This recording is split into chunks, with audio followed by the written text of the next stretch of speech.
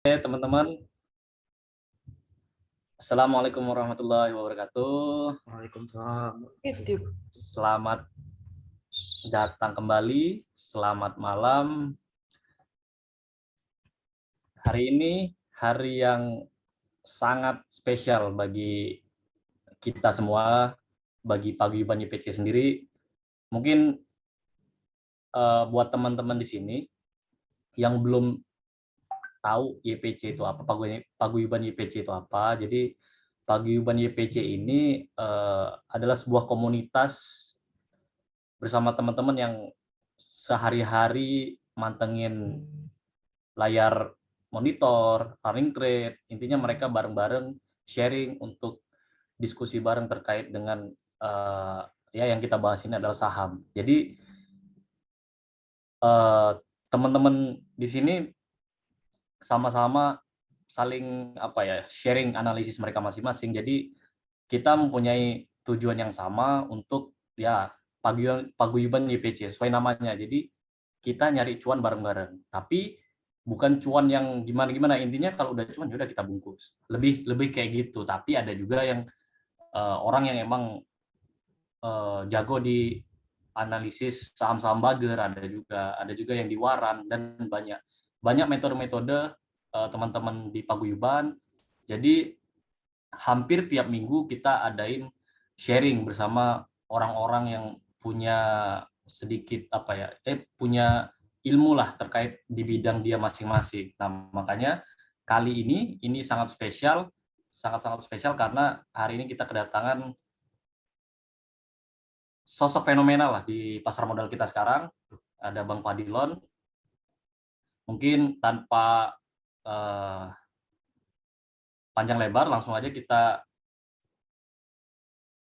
minta Bang Fadilon buat mungkin kenalan dulu. Untuk lebih lanjutnya lebih ke ini aja, nanti kita tektokan aja. Jadi apa yang teman-teman pengen tahu nanti Bang Fadilon langsung tanyain. Jadi biar lebih enak, cair, nggak terpaku kayak webinar kayak biasanya gitu. Mungkin Bang Fadilon boleh. Iya, halo, suara kedengeran ya? Ya, aman. Bang, masuk. Ya, jadi salam kenal dulu. Gue Fadilon ya. Sebenarnya juga sama-sama pemula di pasar modal karena gue itu juga baru banget namanya masuk ke pasar modal sekitar awal pandemi. Nguliknya sih udah dari lama. Maksudnya nguliknya udah dari SMP, SMA, cuman nggak punya kesempatan untuk masuk dan juga masih nggak semudah waktu itu juga nggak semudah itu. Jadi memang awalnya masuk memang baru 2020 awal tadi. Kurang lebih kalau cuma perkenalan cuma segitu aja sih, soalnya saya belum memecahkan prestasi apapun. Siap-siap. Mungkin saya tanya dulu teman-teman. Suara Bang Fadilon udah ini apa? Agak ini Bang, suaranya apa? Agak kecil Bang suaranya Agak Bang. kecil. Agak kecil dan putus-putus Bang. Kalau sekarang? Jelas Bang. Sedikit. Mantap. Jelas Bang. Oke, jadi biar enak, mungkin kita langsung apa ya sharing aja. Jadi teman-teman di sini yang mau nanya langsung terkait apa sih yang teman-teman pengen tahu dari Bang Fadilon terkait dengan analisisnya di saham seperti apa. Nah, sebelumnya Bang Fadilon ini kan, oh ya kita namain judul untuk bahasan kita malam ini seni dalam trading saham. Jadi kenapa Paguyuban nyebutnya seni, karena Bang Fadilon sendiri bisa dibilang salah satu seniman. Jadi beliau membawa seninya itu ke dalam pasar modal. Jadi dia membuat seni dalam analisis sebuah saham. Jadi pasar modal kita lebih enak gitu loh. Jadi Bang Fadilon sendiri punya gayanya sendiri, stylenya sendiri yang teman-teman mungkin pengen kulik di malam ini gitu. Jadi buat teman-teman di sini jangan takut untuk nanya. Ini mumpung ada Bang Fadilon yang mau untuk sharing apapun tentang yang teman-teman pengen tahu dari beliau. Jadi mungkin untuk awalan dari saya dulu Bang. Yang ingin saya tanyakan itu kenapa Bang Fadil sendiri kok akhirnya bisa menemukan metode atau trading style-nya sendiri gitu Bang? Jadi karena gue itu waktu 2020 memang kayak seperti orang pada umumnya pasti alirannya fundamental dulu kan. Karena memang itu yang memang di kelas-kelas basic atau di ilmu-ilmu yang paling gampang di search itu adalah fundamental di YouTube ya. Lalu gue memang sebelum menemukan itu, artinya gue setiap kali masuk ke pasar modal pun gue sadar betul bahwa gue hampir pastikan pasti akan mengalami kerugian 1 tahun pertama. 1 tahun pertama. Itu karena gue sadar betul itu, jadi gue mencoba semua dulu yang paling pertama. Waktu crash di 2000 awal-awal pandemi itu, 2020 awal, itu kebetulan ada anomali market yang dimana keguyur kencang semua saham-saham besar, semua saham jadi under value. Kebetulan ada hoki di situ. Gue belajarnya cuma membeli saham yang PBV-nya di bawah 1, PER-nya di bawah 10, terus gue dorong, gue beli, backtest beli, ternyata cuan, cuman kayak seminggu cuan 20%, cuan 10% dengan mudah. Lalu gue merasa itu menjadi style yang cuan awalnya. Lalu gue cuan terus di situ, akhirnya mulai di 2021 ketika cuan dapat profit yang lumayan besar kali di 2020 karena jalur PBV aja, karena kebetulan ternyata saham-sahamnya memang lagi rontok dan dia recovery-nya cepat, dan mencoba itu kembali di tahun 2021 awal. Nah, di sini awal gue ketemu bandermologi, di mana 2021 awal gue masih punya mindset bahwa semua yang PBV-nya bagus, semua yang PER-nya murah itu akan dihargai dengan market, akan balik lagi ke harga normalnya. Nah, ketika menghajar dengan posisi yang sama, gue membeli beberapa emiten-emiten yang PBV-nya memang murah, tapi ternyata dia semakin murah karena lupa melihat adanya rasio hutang yang sangat krusial. Saya asal beli di situ, dan ketika melakukan ilmu, saya tuh selalu merasa ketika suatu ilmu di backtest sampai 4 kali, kita beli dengan cara yang sama, terus rugi terus, konsisten rugi, itu artinya kita ada something wrong lah, ada something wrong di situ. Disitulah saya mulai awal-awal melihat awal mula 2021 Maret, sekitar Maret apa Februari itu mulai mengulik bandermologi. Dari situ awalnya itu. Jadi semuanya jadi mencoba. Jadi saya memang dari setiap mendapatkan ilmu baru nggak langsung percaya, dan pasti akan melakukan backtest minimal 4 kali, karena biasanya ketika kita belajar ilmu baru itu akan ada euforia, kita merasa ini ilmu yang paling bagus, tapi pemahamannya bisa bercabang tuh. Apa yang kita pahami, apa yang kita dengar bareng-bareng itu bisa saja pemahamannya salah, tapi yang benar pemahamannya adalah ketika kita menerapkan ilmu itu, ternyata 4 kali backtest mencoba entry dengan cara itu, ternyata exitnya itu cuan, dan itu baru akan perlahan akan gue masukin di dalam style gue. Dan akhir ujung-ujungnya juga akhirnya nggak murni bandermologi juga sampai sekarang. Sekarang gue lebih ngelihatnya ya memang bandermologi untuk lihat size perusahaannya seberapa dan siapa yang ambil, tapi gue sekarang justru melihatnya lebih besar lagi, lebih ke melihat dia ngambil di harga bawah, lihat akumulasinya berapa, tapi kita nggak akan tahu akumulasinya miningnya apa atau sebusuk apa perusahaan kalau kita nggak tahu fundamental. Jadi sampai hari ini pun perjalanan gua menemukan style itu semua dari trial and error.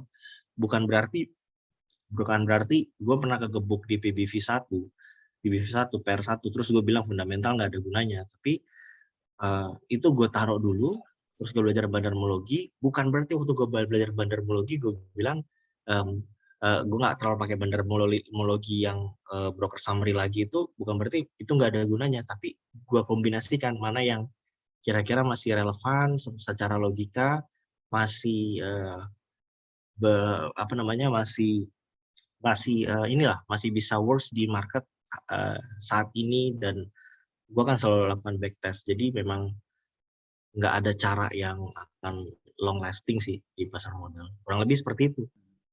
Jadi intinya berdasarkan pengalaman sendiri Bang ya. Iya. Terus untuk pembagian portofolio sendiri Bang, berapa RDN yang Abang pakai, terus apakah full untuk nge-swing aja atau emang harian juga Abang ada untuk day trade-nya atau scalping-nya gitu? Kalau pembagian porto, tadinya gue tuh ada porto sekitar 4 ya. Ada sekitar 4. Tadinya baginya 4. Itu 4 itu maksudnya dibagi-bagi aja, terus ada porto yang buat gocap, saham gocap, ada yang buat porto buat waran, ada juga porto yang khusus buat investing, ada yang scalping. Tapi makin kesini akhirnya gue cuma membaginya ke 2 porto aja. Satu porto yang size-nya besar, itu untuk mengakum saham-saham yang secara prospek masa depannya memang bagus, dan tentunya ada akumulasi besar dari institusi itu di akun yang besar. Namun ada yang akun yang kurang lebih nggak terlalu besar dibanding akun yang satu lagi, itu fungsinya untuk agresif di market. Agresif bukan scalping, tapi agresif itu lebih ke ada perusahaan yang tanda kutip itu secara laporan keuangan busuk banget, tapi ada pengakumulasian dari institusi. Nah, di situ gue bedanya. Jadi kurang lebih yang satu ini, yang size-nya besar ini perusahaan yang semi sehat dan lebih aman. Yang satu ini, nah yang masuknya nggak terlalu besar, tapi sekali kita dapat goal perusahaan yang turnaround, tujuannya adalah ini bisa menaikkan portofolio secara keseluruhan. Tapi kenapa size-nya kecil, di size 2? Supaya karena ini agresif dan kita nggak tahu ini akan turnaround beneran perusahaannya. Jadi kalau misalnya terjadi minus 50% dari total equity porto di ini, itu nggak akan ngaruh terhadap keseluruhan aset yang gue punya di pasar modal. Lebih seperti itu.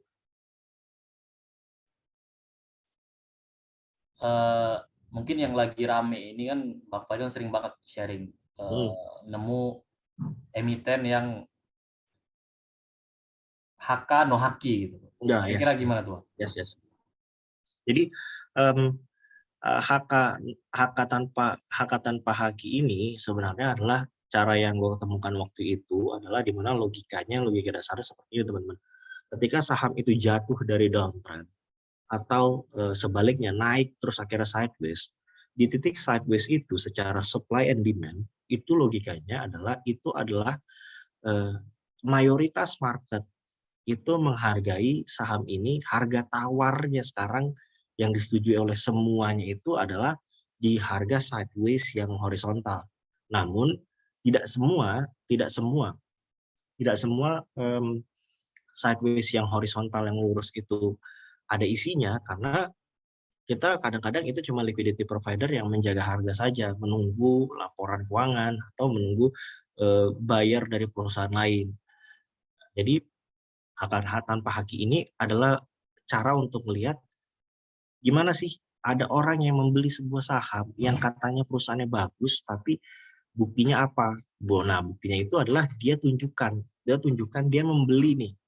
Dia bukan cuma net buy, tapi net buy-nya kalau kita buka di broker summary itu buy-nya itu tinggi mirip dengan net buy-nya, dan sell-nya itu 0. Karena kalau logikanya ada orang mau menghargai saham ini ternyata perusahaannya bagus banget, semurah itu, se-future itu, pasti dia nggak akan mau ngelepas barangnya di harga murah. Dia pasti membeli, drop dia beli. Tetapi bukan berarti setiap drop kita beli.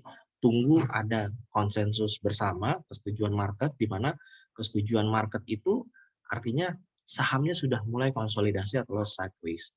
Karena kalau misalnya lagi turun, ada kita pakai HK tanpa haki, yang HK tanpa haki itu satu emiten saja, satu broker aja itu nggak akan, satu broker yang setuju bahwa ini adalah saham murah, tapi dihantam 6 broker isinya retail semua, tapi lebih size lebih besar, itu ya akan membuat bandar pun rugi.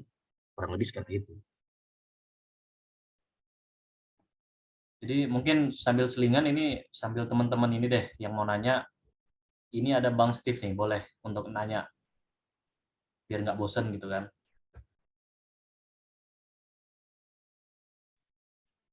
Malam, Bang. Saya cuma mau nanya ini sih, kalau apa masalah money manajemennya itu loh. Kalau mau entry itu bagusnya dicicil atau gimana ya? Atau langsung full gitu, full porsi. Ya. Terkadang kita cicil baru sedikit itu dia terbang. Ya. Gitu. Gitu aja sih. Jadi gini teman-teman. Kalau misalnya kita kan tujuannya adalah memperkembangkan Porto ya. Perkembangan Porto itu cara mendefend yang terbaik adalah Porto itu adalah dengan masuk porsi yang gimana kalau misalnya rugi tidak mencederai Porto secara keseluruhan. Makanya itu pentingnya cicilan. Nah, kalau misalnya money management gua di sebuah satu Porto, terlepas dari Porto besar atau Porto kecil, itu pasti sahamnya itu akan gue bagi ke maksimal itu adalah 4-5 saham saja. Nah, kalau misalnya gue lagi mencicil sebuah saham yang tanda kutip terus ada isinya nih, terus dia terbang. Misalnya taruhlah gue cicil 10 juta, gue mau masuk 50 juta, gue lagi cicil 10 juta, dia terbang. Nah, ketika cicilannya ternyata dia baru masuk 10 juta, atau dia arak, itu pasti 10 jutanya karena itu belum setengah dari cicilannya, itu akan gue buang semua TP, tunggu koreksi. Gue nggak akan mau average up di atas kalau misalnya terlalu tinggi. Nah, tapi sahamnya tetap gue jagain, siapa tahu ada si yang membentuk konsolidasi lagi. Nah, kurang lebih kalau manajemen resikonya sesimpel gini aja. Pokoknya semakin pucuk harga, misalnya teman-teman mau harga, dia semakin pucuk, itu semakin kecil. Misal cicilannya kita mau masuk 50, dia sudah dipucuk nih. Teman-teman nyicilnya 10% aja. Jadi 5 juta aja, tunggu dulu sebentar, tunggu sampai 5 juta, terus baru melakukan lagi pencicilan kalau ada koreksi yang 3 kali lipatnya. Jadi kalau gue pribadi melakukan pencicilan di saat pucuk, itu pasti average down-nya itu 3 kali lipat dari size pertama entry. Kenapa? Karena kita nggak pernah tahu market itu memberi kita diskon seperti apa. Namun dengan kita masuk dengan porsi kecil dulu, itu mengamankan resiko untuk rugi. Resiko portonya kebakaran. Dengan kita masuk kecil, memang nanti ketika dia naik misalnya 10%, itu kita cuma dapat 500.000 atau bahkan 50.000, tapi itu lebih baik dibanding kita terbiasa untuk bermain resiko, akhirnya kita cuan gede sekali kegebuk itu kita ruginya lebih dalam. Jadi intinya tuh pokoknya kalau mau average down, saya pribadi itu 3 kali lipat dari target dari pencicilan pertama kalau dia ada koreksi dan titik koreksinya masih di weakness supportnya. Tetapi kalau dia naik nih, misalnya kayak kemarin ASI itu dia naik, gua akan cicil perlahan-lahan tiap harinya setiap ada koreksi ringan itu 10% dari yang size masuk. Dengan begitu ketika ada dia kembali ke titik supportnya, gue udah pastikan udah bawa pulang untung, karena yang gue hitung itu adalah make sure ketika average up gue lakukan, misalnya floating profitnya 10% nih, 10%, gue mau floating profitnya ini kalau bisa 1 kali IRB masih aman, at least separah-parahnya gue exit, nanti gue pasang trailing order, itu exit kayak profitnya sama kayak teman-teman yang lagi scalping 1-2%. Jadi kalau misalnya perusahaannya bagus banget nih, kayak Astra kemarin, itu gue masuk baru 20, terus akhirnya gue average up, terus akhirnya exitnya itu sekitar 50-an. 50-an itu karena itu dari 11, 12, 15% itu turun jadi 7%, nggak apa-apa. Tapi dia terus-terus naik, jadi akhirnya kemarin gue take out dalam floating profit 7%, tapi ya size-nya jadi lumayan besar juga sih. Jadi kurang lebih seperti itu. Average up kecil 10%, average down 3 kali lipat dari average yang sekarang. Sabar kalau nyicil. Kurang lebih seperti itu.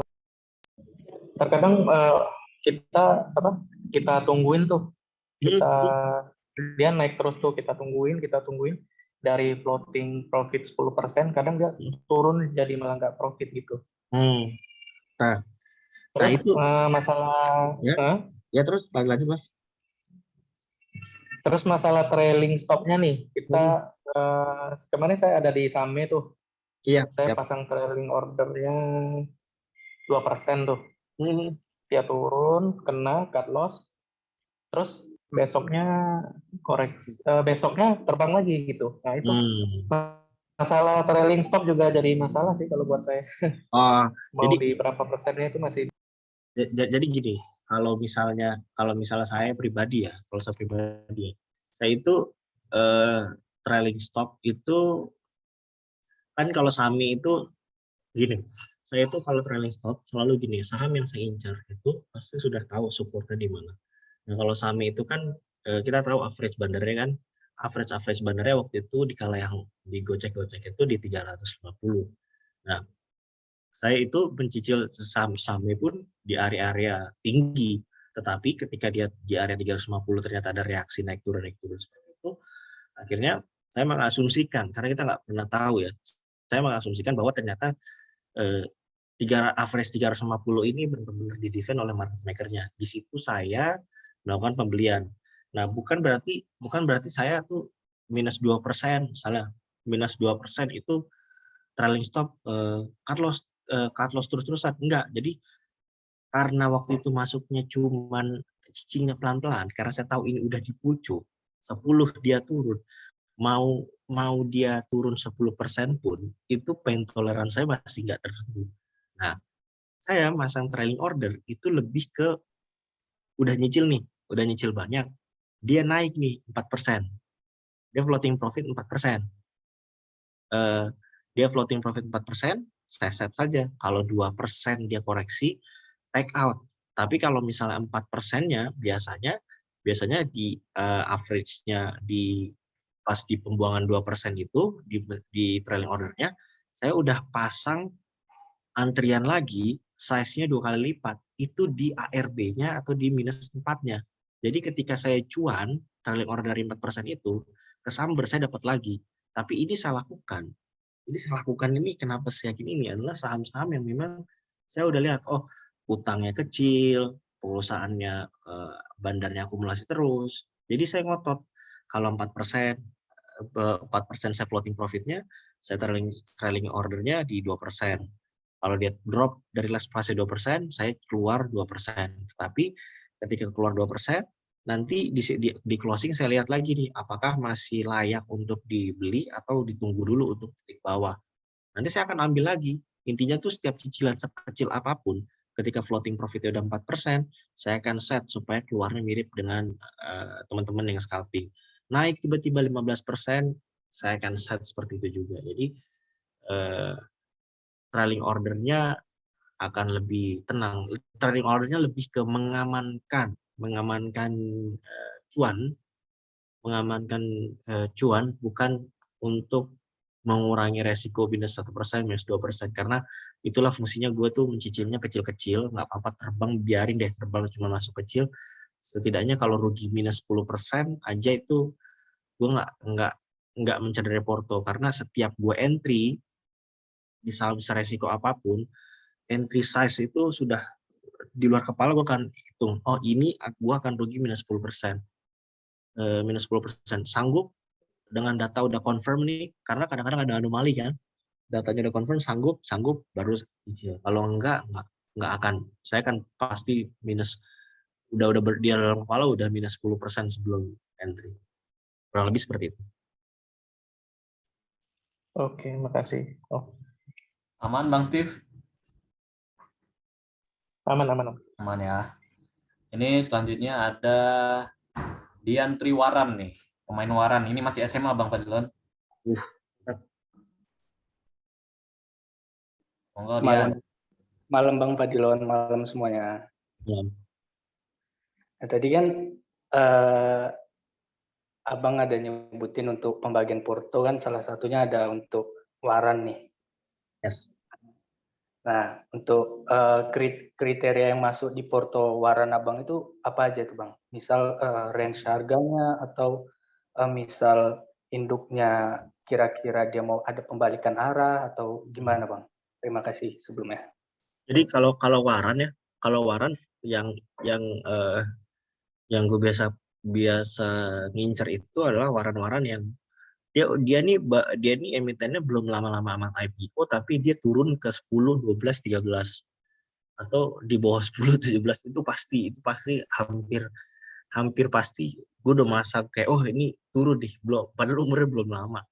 Karena kepanikan market sementara aja, itu biasanya kriterianya ya untuk harga itu di 10, 12, 13 dengan catatan exercise date-nya atau kalau kadaluarsanya masih lama banget nih. Dan induknya, nah ini juga yang penting nih, induknya ini sebenarnya koreksinya itu nggak wajar. Koreksinya itu cuman karena ada tektok harga saham atau ada pembahasan.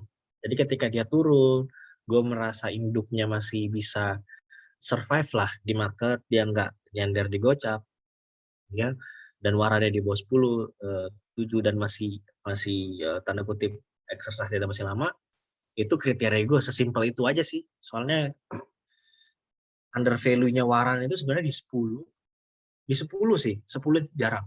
Waran tuh kalau misalnya ada waran masih lama exercise date-nya, terus dia turun 10, terus antriannya masih tebel-tebel, itu biasanya makanan big player juga di situ kok. Mereka ngambilnya di 10, 7, 8. Tapi jangan sekali-sekali kalau misalnya udah dekat-dekat 3, 2, 1, karena itu artinya nggak dijaga dan nggak ada yang mau beli. Takutnya teman-teman membeli warannya lupa ngecek exercise-nya. Karena kalau misalnya hangus ya nanti ruginya 100%. Jadi seperti itu. Oh, begitu ya. Berarti intinya dua-duanya baik induk atau warannya itu tetap dijaga gitu ya. Yes. Oke, berarti apa ya tadi ya? Udah deh, gitu aja dulu deh Bang. Nah, ya. Aman Bang Dian?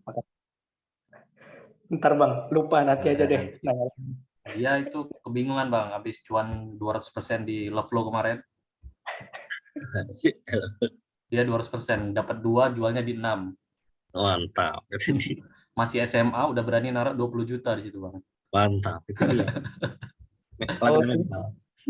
Lanjut. Bang Erlangga nih. Monggo. Amin. Halo, selamat malam Bang Fadilon. Malam. Sehat Bang? Bang, mau nanya dong Bang. Dulu kan gue sering tuh ngeliatin lu yang di TikTok tuh cara screening saham yang pertama kali tuh ya. Yes. Yang pakai stock bid, Yes. terus bandar mulu gitu yang big accumulation, yang kata lu kalau di atas 30%, dulu tuh awal-awalnya ampuh tuh. Tapi setelah sebulan atau 2 bulan, ternyata itu udah telat kalau kita masuk. Yes. Nah, boleh nggak Bang, sekarang sedikit di-spill aja nih Bang, cara lu screening sekarang gimana Bang? Karena yang dari yang cara dulu, alhamdulillah gue ketemu sih beberapa emiten kayak Innov, Esip, gue nemu dari situ. Jadi barangkali lu mau spill sedikit nih Bang, cara lu sekarang gimana Bang? Thank you Bang. Kalau cara gue sekarang gini, kalau dulu itu karena orang kan belum banyak yang tahu ya, jadinya memang reaksi marketnya juga gampang. Dan kebetulan waktu yang gue bahas itu rata-rata memang saham-saham yang size-nya kecil. Belakangan gue baru sadari bahwa kalau size kecil itu nggak perlu dianalisa juga, kita ada masuk di satu rekomendasi grup saham aja itu inflow bisa 1 miliaran loh. Jadi itu kurang valid. Kalau gue sekarang caranya adalah memang masih ada kayak big accumulation. Big accumulation itu cuma buat short trade aja sih. Itu gue sekarang lebih ngelihatnya itu size masyarakat, kepemilikan masyarakatnya di size-nya keseluruhannya deh. Saham masyarakatnya itu total saham yang beredar itu berapa lot, terus masyarakatnya itu 10%-nya berapa lot. Lalu gue lihat apakah ada akumulasi yang 10 menuju 10% dan konsisten dilakukan oleh satu atau dua broker. Itulah yang gua sekarang pakai. Makanya waktu itu gua itu masuk di SAMI, masuk di LPPF karena memang tiba-tiba ada sebuah transaksi besar yang pembeliannya itu nggak bisa exit itu artinya gini teman-teman. Misalnya ada bandar yang membeli lot itu 20.000 lot di hari kemarin. Terus ternyata kita lihat besok di market itu ketersediaan bitnya cuma 6.000 lot. Nah ini yang gue bilang adalah akumulasi yang serius. Apalagi dia melakukannya konsisten nih. Dia melakukannya konsisten dan porsinya itu 0,5% dari saham masyarakat, 1%. Nah itu akumulasi yang gue anggap baru akumulasi yang jumbo sekarang. Karena kalau misalnya dengan banyaknya big player, dengan banyaknya orang yang berduit banyak, membeli banyak itu, membeli 1 miliar, 2 miliar di market sekarang itu receh banget.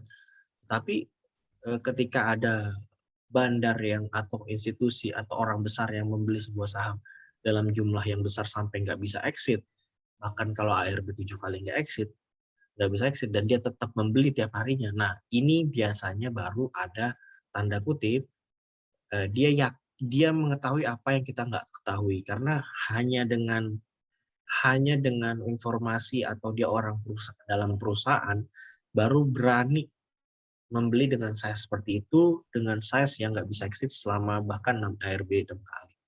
Jadi kurang lebih sih kalau cara gue screening sekarang ya lebih mudah sebenarnya, lebih mudah tapi lebih mudah, cuman lebih kompleks secara gini, lebih banyak nunggunya. Maksudnya nggak biasanya gue habiskan 1 minggu untuk ngecek kira-kira screeningnya gini, screeningnya benar-benar ngumpulin dulu teman-teman kalau screening biar nggak pusing gitu ya, karena tujuannya kita harus punya indeks sendiri. Ya, gue setiap 1 minggu biasanya mikirin kira-kira emiten apa yang di masa depan masih kepake. Sekarang merah nggak apa-apa, sekarang merah tuh nggak apa-apa, tapi kalau bisa ada akumulasinya dan menurut teman misalnya ternyata nanti setelah pandemi ini orang nggak bakalan pergi kemana-mana karena orang terbiasa ke rumah, ya teman-teman kumpulin aja tuh indeks-indeks emiten-emiten yang kira-kira diuntungkan ketika orang-orang itu berubah haluan menjadi orang behaviornya diuntungkan dengan orang berada di rumah. Nah dari sehabis itu screeningnya ketemu kan beberapa emiten. Nah emitennya dilihat deh yang mana yang utangnya tinggi. Kalau utangnya tinggi biasanya gue merahin. Karena kalau emiten utangnya kebanyakan itu triknya banyak. Makanya gue kasih special treat. Jadi gue nggak, kalau masuk di entry sini size-nya akan lebih kecil dibanding yang utangnya lebih dikit. Terus lihat yang possibility-nya untuk terkejadian beneran apa enggak. Karena ada ya, gue suka cerita tuh ada saham-saham yang bilang mau bikin A, B, C tapi dia nggak punya cash. Jadi bohong gitu. Jadi bohong, kita bilang ini udah bohong nih, nggak bisa nih, kita coret. Jadi screeningnya lebih ke situ. Jadi kita nggak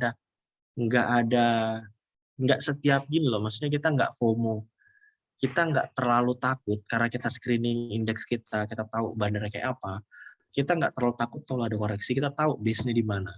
Kita tahu ketika ada rencana ke depan, dia ngomong apa, kita udah tahu duluan datanya. Kayak misalnya kemarin gue Arto itu karena gue hafal banget.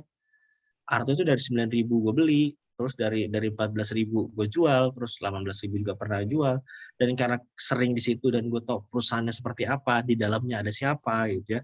Jadi gue tahu, oh ini yang kemarin CS masuk banyak ini, ini cuman buat mancing retail, supportnya di 14.000. Makanya itu pun artinya yang saham-saham yang gue trading itu aja.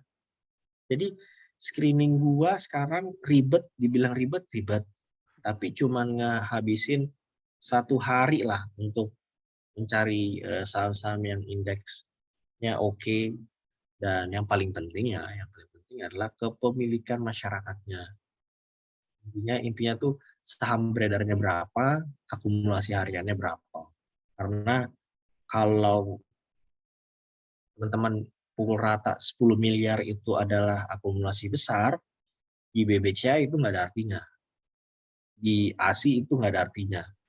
Tapi kalau misalnya teman-teman bilang, oh berarti 100 juta itu kecil, akumulasi 100 juta itu kecil, nggak juga. Di saham-saham third liner yang kecil-kecil, kayak Innov, kayak gitu, itu kan akumulasi 200 juta, 500 juta itu sering terjadi. Jadi perbandingan kecil dan besarnya harus dipertimbangkan dari lembar saham masyarakat yang beredar. Kurang lebih seperti itu. Oke Bang, masih boleh tanya lagi Kak Bang ya?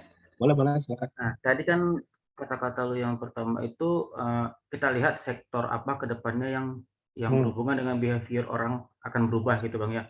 Nah, yang kemudian kan keduanya masyarakat yang memiliki di atas 5%, 10% atau selanjutnya gitu Bang ya. Nah, seandainya nih Bang, ada satu emiten yang ternyata kepemilikan 5%-nya si A dan dia nambah terus, tapi secara hutang dan laporan keuangannya buruk. Itu dari lu pribadi Bang, lu berani masuk nggak Bang? Gua berani, asal ada yang makan, asal ada yang makan nggak wajar dan banyaknya minta ampun, nggak bisa keluar. Karena dia pasti nyari cara untuk exit Bang ya. Karena biasanya gitu, karena waktu tahun lalu yang teman-teman tahu gue cuan gede 600% itu kan, itu dari Zebra itu gara-gara nggak masuk akal. Oke. Itu gara-gara masuk akal. Gue ngeliat Zebra awal-awal itu nggak asal cap-cip gitu, karena gue ngeliat ini saham ekuitas negatif. Size kepemilikan masyarakatnya waktu itu sebelum diambil Pak Rudi Tanu itu 10 miliaran MG beli. Dan itu sudah melebihi 10% dari saham masyarakatnya. Itu udah gede banget. Dan yang paling mencurigakannya waktu itu adalah ini saham udah busuk nggak ketolong, tapi ada dana di penyerahan laporan keuangan kuartal 3 kalau salah ya, kuartal 4 itu dia malah nambah porsi. Ini mencurigakan. Tetapi karena gue tahu ini adalah saham yang busuk tanda kutip, gue masuknya juga dengan porsi yang kecil waktu itu, porsi yang siap untuk hilang. Jadi walaupun confirm, gue sadar betul ini perusahaan busuk. Ini ketika gue masuk ya 30, gue waktu itu masuk di size cuma 38 juta aja, udah siap atau segitu. Dan karena masuknya kecil, gue ngeholdnya lama, dia koreksi di kocok berapa kali nggak peduli, karena gue tahu ini MG-nya belum lepas, lanjut. Lepas suspend, dia lepas suspend, MG-nya malah nembak 1 miliar lagi untuk ngejaga tren. Gue diam. Terus kenapa gue bisa setenang itu? Karena size-nya kecil. Tetapi karena size kecil, mental gue ganggu. Nah, tetapi gue jadi holdnya bisa sampai 600%. Exit-nya bahkan membantu portofolio gue tumbuh jauh lebih besar dibanding masuknya gue di emiten-emiten yang lumayan besar dengan size besar yang cuannya cuma 10-20% aja. Jadi kurang lebih kayak gitu sih. Tetap gue akan ambil yang merah. Pokoknya perbandingan busuk atau enggaknya, kenapa kita harus tahu fundamental itu, biar kita bisa menakar nih. Emitennya busuk kan. Kalau emiten busuk, logikanya harusnya dibuang. Ada yang kumpulin. Trennya terjaga. Ternyata sahamnya punya utang gede, tapi dia belum ada lonceng PKPU. Artinya walaupun hutangnya besar, kewajiban hutangnya masih dibayar nih. Ini bisa spekulasi. Tapi karena kita tahu ini perusahaan busuk, nggak main dorong juga. Kita nggak dorong juga. Kayak langsung dorong all in 50% aset, 30% aset. Enggak gitu. Tetap terukur. Nah, dengan kita tahu, perusahaannya fundamentalnya bagus nih, laporan keuangan PR murah, PBV murah, utangnya kecil tapi nggak ada akumulasi, itu berarti bukan nggak diapresiasi. Artinya ada tanda kutip financial engineering biasanya. Yang hedge fund itu udah tahu duluan, makanya dia nggak dikumpulin. Ada saham yang gue kalau sebut nggak enak di sini. Ada saham yang properti yang bagus banget, PER-nya, PBV-nya bagus banget, valuasinya super fundamental. Tapi kalau kita lihat di websitenya semua properti yang dijual di website itu udah di markup 100-200%. Jadi akumulasi itu apresiasi jujur lah. Kalau saham fundamentalnya bagus tapi akumulasinya nggak ada, itu setiap hari ya perlu dipertanyakan. Di Gitu situ aja. aja ya. Berarti artinya sebusuk apapun sahamnya itu, kalau ada yang makan gede, lu berani masuk ya? Berani, karena gue tuh pernah ketemu sama ini ya. Gue tuh pernah ketemu sama hedge fund, ketemu manajer investasi, dia bilang seperti ini, sebenarnya orang-orang manajer investasi itu skill tertingginya adalah mencari perusahaan yang hancur, tapi dia tahu nih 1 tahun ke depan ini karena ada suntikan dana dia akan survive. Nah itu yang susahnya. Nah ketika dapat perusahaan-perusahaan seperti itu, biasanya perusahaan-perusahaan busuk ini bisa dua. Dia bisa delisting karena nggak jadi, karena dia nggak bisa kerja dan nggak bisa membayar biaya fee-nya, listing fee-nya, bursa akhirnya di delisting, atau karena dia size-nya kecil, itu bisa diambil sama perusahaan yang males IPO tapi ini mau backdoor. Contohnya kayak Arto, Pani. Nah saham-saham kecil ini, makanya kalau saham-saham kecil tiba-tiba saham-saham yang busuk banget ya di saham, tapi kok tiba-tiba ada masuk 10 miliar, 20 miliar. Ya. Nah ini pasti kalau nggak ada backdoor listing atau nggak ada sesuatu yang menjanggalkan, tetapi tetap masuknya size-nya tetap kecil. Tenang aja kalau misal dapat backdoor listing, Oke dapat backdoor listing kayak Pani, Zebra, itu di 20 juga jadi 200. Enggak. Tapi kalau misalnya dia jadi 0 misalnya, oh ternyata ini, kita kan nggak tahu ya. Ternyata cuma gocekan aja. Ya hilang pun nggak ngecederain portonya gitu loh. Oke Bang, satu lagi Min ya, satu lagi. Itu kan untuk yang screening mahal ini. Swing Bang ya. Iya, mumpung Bang Fadilon di sini, karena kan kalau DM apa itu kan ketumpuk kan. Mumpung nih. Nah, satu lagi Bang, itu kan screening untuk swing Bang ya, atau invest lu yang berdasarkan akumulasi Bang. Nah, kalau untuk screen scalping lu punya nggak Bang? Atau lu main scalping nggak sih Bang? Gua tadinya scalping kan. Jadi gue tuh scalping itu karena gue waktu itu cuman mau tahu gitu loh, intraday apa sih yang dilakukan big player. Tapi bukan gue mau jadi scalper, karena waktu gue coba scalping juga win rate gue gila, porto gue itu kebakaran karena emang nggak gimana ya, maksudnya nggak cocok gitu loh. Maksudnya gue udah pernah cuan gitu ya, teknikal gitu, tapi ngerasanya tuh volatilitasnya nggak bisa. Gue aja akhirnya setelah sudah selesai belajar tahu big player main scalping kayak gimana, untuk ngebalikin lagi kebiasaan gue nggak pernah lagi buka market di jam sesi 1. Walaupun lu scalping di indeks pribadi lu Bang. Iya, karena gini. Semuanya ada resikonya ya. Betul. Semuanya ada resikonya, tinggi resikonya. Gue kalau buat gue pribadi, daripada gue mengambil resiko scalping yang dimana indeks pribadi gue, mending gue ngambil saham-saham yang busuknya mentabung tapi ada akumulasi. Gila, gue masukin aja itu di scalping. Rugi-rugi mirip-mirip scalping, cuman ya mirip-mirip ya. Mirip-mirip, maksudnya ini kan masalah manajemen resiko. Kebetulan ketika gue scalping, mentalitinya nggak cocok tuh, gue gelisah segala macam. Jadi gue nggak mau memaksa untuk scalping, tapi ya teman-teman gue yang scalping juga gelisah kalau nahan saham 10% 2 hari. Pengen pencet sell aja ya. Ya tapi itu kan masing-masing, makanya gue nggak mau memaksa diri lah, takutnya stres. Siap. Thank you Bang. Mungkin yang lainnya Bang. Aman ya, Bang R? Aman Min. Nah, ini izin nambahin Bang, mungkin cukup menarik juga nih terkait sebenarnya kunci utama itu kan di psikologis Bang ya. Iya. Nah, gimana Bang Fadilan sendiri akhirnya bisa menemukan psikologisnya dengan tenang gitu loh. Karena kan di saat ya sifat manusia itu tidak lepas dari tingkat keserakahan, greedy kan, Yes. apalagi ngelihat saham lain berterbangan, akhirnya wah teman udah cuan kita belum. Yes. Terus masuk kita udah analisisnya udah oke, cuman masalah psikologisnya di timing kita nggak sabar itu yang itu lagi terbang kita ikut lah, yang penting dapat cuan gitu.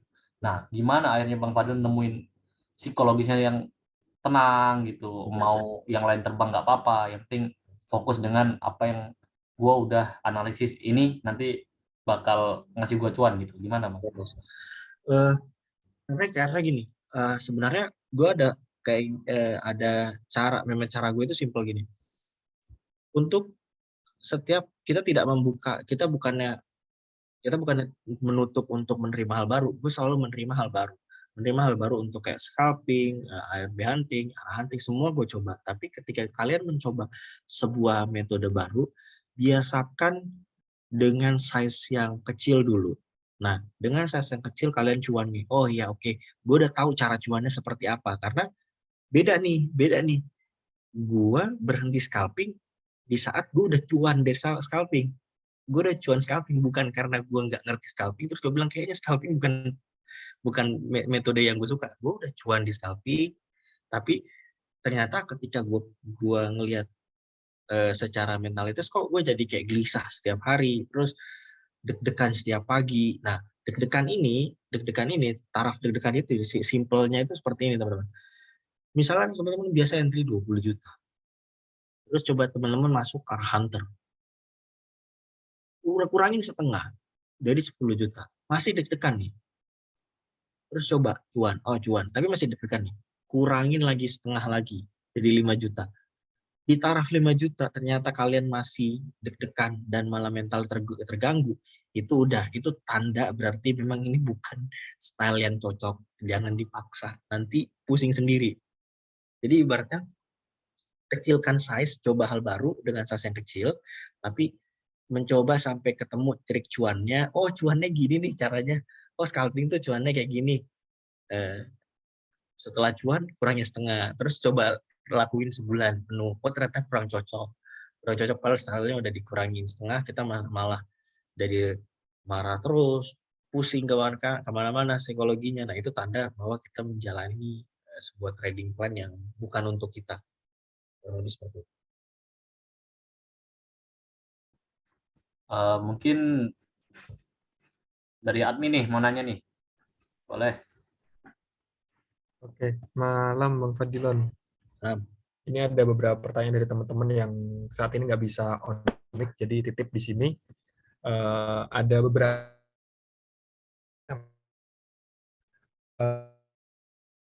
kan lebih sering bisa.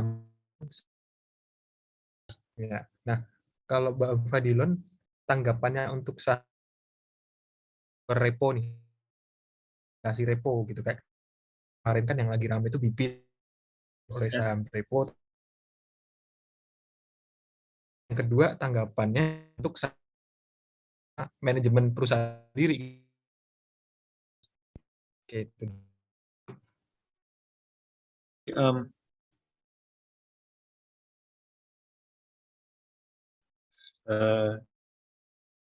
Satu yang bawah, cuman gue nggak merah ketika BP itu naik ke 90. Karena BP dari semua kasus repo, 5 kasus repo yang satu cuma BP. Jadi BP ini adalah salah satu anomali. Dan kalau misalnya kita jadi terbiasa menjadi repo hunting gitu ya sekali kita bisa dapat kayak BP. Tapi end up-nya 4:5-nya, end up-nya ada yang dari 12.000 ke 1.000, ada yang dari 5.000 ke gocap. Itu lebih banyak yang resikonya lebih tinggi. Masalah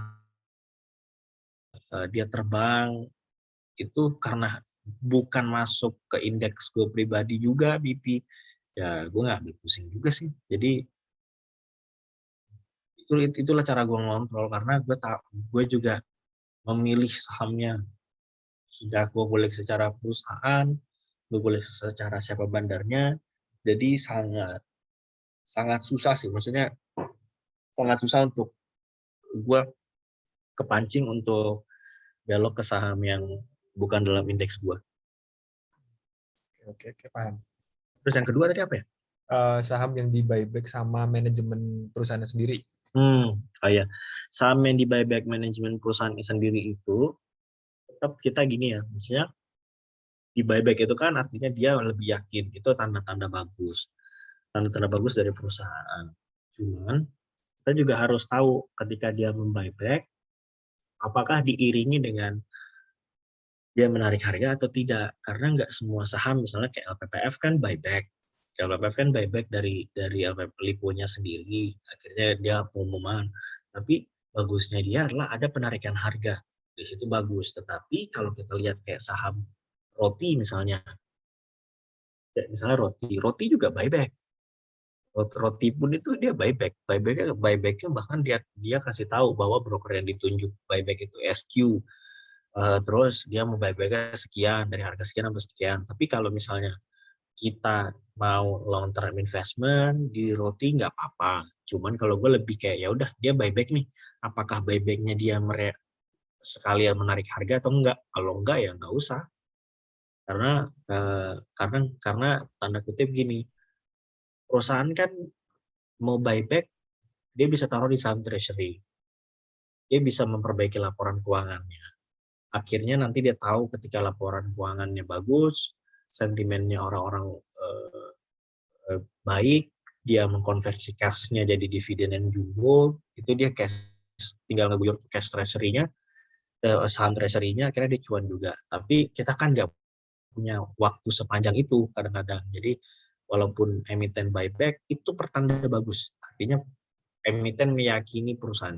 Tetapi jika buyback tidak diiringi dengan breakout yang pelan juga tapi pasti, ya berarti nggak terlalu menarik. Berarti memang yang beli yang buyback nih, yang orang-orang yang menjual dan di buyback oleh perusahaannya itu adalah orang sangkut lama berarti.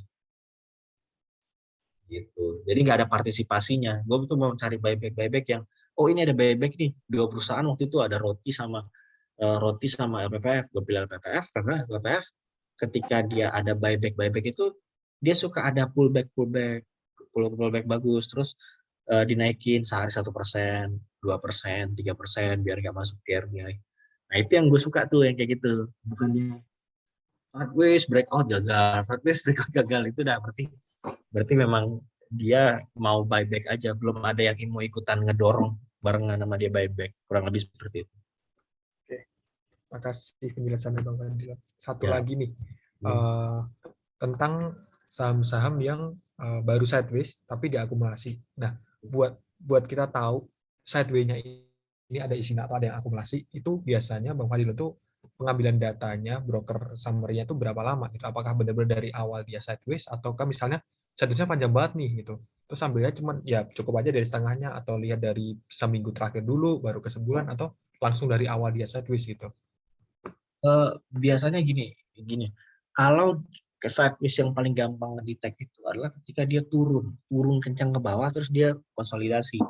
Nah itu lebih gampang dibanding yang sideways-nya udah lama sekali ya. Misalnya kalau udah sideways 1 tahun, 2 tahun gitu ya, itu bukan pertanda yang baik. Sebenarnya, karena itu sideways-nya berarti memang perusahaannya memang tidak mengurus harga sahamnya.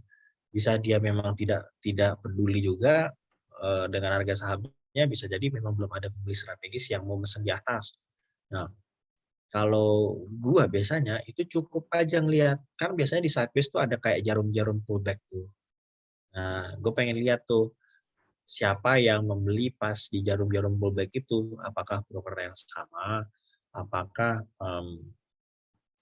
dia setelah membeli track record-nya dia nggak jual lagi. Jadi setiap kali di titik itu dia beli. Nah biasanya ketika di titik itu dia nggak jualan, terus malah di titik misalnya di titik pullback-nya di 1000, tiap di harga 1000 broker PD misalnya, broker KI beli. Nah itu gue ikutan aja bareng KI. Tapi kalau 1000-nya jebol, gue bongkar dulu setengah. Jadi kurang lebih sih gue nggak ngecek yang sampai jauh-jauh amat.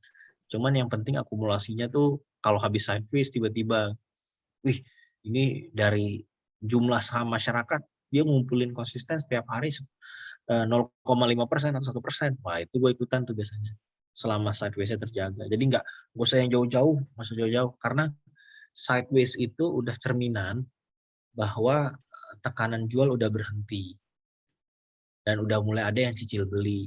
Nah, yang ada isinya itu ya yang kayak tadi, dia membeli saham misalnya 20.000 lot, sedangkan sahamnya total bidnya biasa sehari-hari kita perhatiin itu cuman 5.000 atau 6.000. Artinya kan dia mau ARB-in aja nggak ada bidnya. Ini dia yakin sesuatu hal yang secara garis panjang gitu. Jadi kurang lebih seperti itu. Gak usah yang jauh-jauh, soalnya kalau jauh-jauh sebenarnya gue juga biasa dulu waktu sebelum make cara sekarang per hari gue screeningnya broker summary-nya, karena kalau ditarik langsung panjang itu kan dapat average, takutnya yang tektok juga kemasuk, datanya bisa salah sedikit aja sih, nggak terlalu banyak, cuman akurasi tetap aja di trennya aja dulu, kurang lebih seperti itu. Berarti Bang Fadilon ini lihatnya murni dari broker yang benar-benar netnya tuh buy ya, bukan dari misalnya kan kalau kita lihat per hari nih, itu kan biasanya top 3 itu sering-sering sih kayak misalnya katakanlah ya broker-broker retail kayak JP, PD kan yang tektokan tuh kan bakal pasti lotnya gede banget tuh gitu kan. Ya. Nah, jadi misalnya tiga broker di atas itu tuh broker yang tektokan, tapi yang broker yang 4 ke bawah itu ternyata broker-broker yang baru clean buy, cuman nggak sebanyak mereka nih yang tektokan di atas. Nah, itu apakah bisa kita anggap sebagai, oh ini udah mulai ada akumulasi juga, atau kita berpatokan pada tetap di top 3 broker aja gitu? Kalau gue pribadi top 3, karena top 3 itu misalnya kayak di Yellow beberapa hari yang lalu kan. Kalau yang di Instagram kan gue pernah bahas beberapa kali bahwa Yellow itu buy dan sell-nya, netnya Yellow itu pernah waktu di harga 120 itu netnya itu 6 miliaran. Tapi buy dan sell-nya itu masing-masing 50 miliar, sell-nya 50 miliar. Artinya itu kan tektok-tektokan top one buy-nya. Nah, kalau misalnya kenapa gue bisa bilang oh ini berarti cocoknya buat ditektokin aja bukan buat diakumulasi, karena top 1 sampai top 3 itu artinya emiten ngelihat ngelihat ada orang yang beli sebanyak ini. Kita belum bisa tahu bahwa dia bagian dari bandar, tapi dia ngelihat setelah ada orang ngakum besar, dia nggak timpukin sampai tren sideways jebol, artinya dia mengizinkan. Kalau misalnya ada orang yang sideways ketika sideways sahamnya tektokan aja kayak Yellow kayak gitu, artinya emiten mengizinkan sahamnya ditektokan. Artinya dia nggak terlalu peduli dengan harga sahamnya, karena dia mengizinkan. Kalau seandainya nih orang di luar emiten, dia mengizinkan sahamnya diobrak-abrik, dia berarti nggak punya power untuk lempar big player-nya, atau big player-nya memang disuruh menjaga sideways-nya. Jadi gue masih berpikiran kayak kalau misalnya saham ini lo yakin, ya beli dong tanpa jualan sama sekali. Dan kalau bisa belinya nggak bisa exit besoknya. Dan pas ada koreksi di weakness sideways-nya, dia bukannya buang, beli lagi. Gitu. Kurang lebih begitu. Thank you Bang Fadilon. Ya. Thank you Bang Rey. Ini ada yang mau nanya terkait ini Bang, IP Bang. Abang mungkin mantau lah di mana foreign masuk tapi dihajar sama YP di IP. Ya. Gimana Bang pandangannya Bang? Kalau IPPI gue gini sih, gue pandangan gue seperti ini. Yang tadi gue bilang, trend line itu, tren sebuah saham itu, artinya ketika dia sideways jebol, artinya mau dia beli 200 triliun, mau dia beli 10.000 triliun, kalau jebol, artinya 10.000 triliun pun dia beli ini, nggak ada gunanya. Yang setuju tuh kan kita butuh tren berhenti jadi sideways ketika mayoritas market setuju bahwa ini ada harga yang tawar yang rendah. Nah, sedangkan mau ada orang sultan beli 100 triliun, 1000 triliun, kalau dia turun, berarti ya dari 10 partisipasi market, cuma dia yang setuju. 9 yang lainnya ngebuang. Artinya ya sahamnya turun juga. Jadi gue tuh nggak terlalu pusing dengan oh dia belinya di closing. Apalagi waktu itu belinya di closing. Beli banyak di closing tuh kayak gak ada nyali banget. Maksudnya beli tuh di awal sesi tuh beli tuh. Beli awal sesi. Kalau dia memang niat akumulasi, dia belinya di awal sesi. Di awal sesi dia tunjukkan, wih, ini dimakan nih. Retail buang dimakan nih. Kayak misalnya kayak bandar-bandarnya ADMR. Itu kan dia nggak beli di closing. Dia belinya di pagi-pagi. Makan terus. Beda kalau misalnya dia di closing, artinya kalau asingnya, artinya kalau logikanya berarti asingnya itu tidak mau ngambil risiko di awal supaya kelihatannya dia nggak membuat volatilitas market, jadi di closing. Efeknya apa? Ketika di closing dia nggak beli lagi, ya terjun. Kan besok beli hari ini, mau beli hari ini 1000 triliun, besok sampai 2 bulan ke depan nggak beli lagi, kan harganya turun. Dia nggak buy lagi. Jadi kurang lebih tren, makanya gue sarankan walaupun acuannya bandarmologi, trend line itu technical itu fungsinya memang untuk melihat harga tawar sideways itu, harga tawar yang disetujui oleh market itu segitu. Mau ditimpuk sama market atau ditimpuk sama bandar, harga tawar masih di situ. Kalau dia terjun lagi berarti ya harga tawarnya masih ada yang mau nawar lebih murah. Kalau dia resistennya nggak jebol-jebol terus, berarti belum ada dana besar yang menganggap bahwa di titik resisten itu saham itu masih murah untuk dibeli dan masih malah dibuang. Artinya ya udah kemahalan. Jadi seperti itu. Makanya kita perlu pakai itu. Jadi nggak perlu pusingin dorongan satu kali, dorongan itu selama dia downtrend dia nggak berhasil berhentiin, mau berapapun dananya nggak ngaruh. Karena kalau kasus IPP itu sering banget itu kayak DMMX. DMMX di 2200 itu clean buy-nya gede banget. Apakah gue beli? Nggak mungkin, karena ya dia cuma clean buy doang, tapi downtrend terus. Artinya ya nggak ada yang bisa menahan lajunya dan nggak mau ngambil, ngapain? Karena bandar ya, ingat ya, bandar itu bisa aja beli menurut kita gede ini, dia beli 100 miliar. Dia beli 100 miliar di closing misalnya, atau 50 miliar di closing. Kita nggak tahu, duitnya mungkin ada 200 miliar di bawah. Jadi ibaratnya kalau dia punya dana di bawah, let's say 500 miliar, apalah arti buat ngebuang 50 miliar? Karena kita nggak tahu dananya bandar berapa. Acuannya kalau dia trennya berhenti, bolehlah spekulasi buy. Kalau mau lebih aman, tunggu konsolidasi dulu. Berarti mayoritas market sudah menyetujui itulah harga tawarnya. Jadi gitu. IPPE udah terlalu sering dibahas juga soalnya. Nah, ini menarik nih Bang.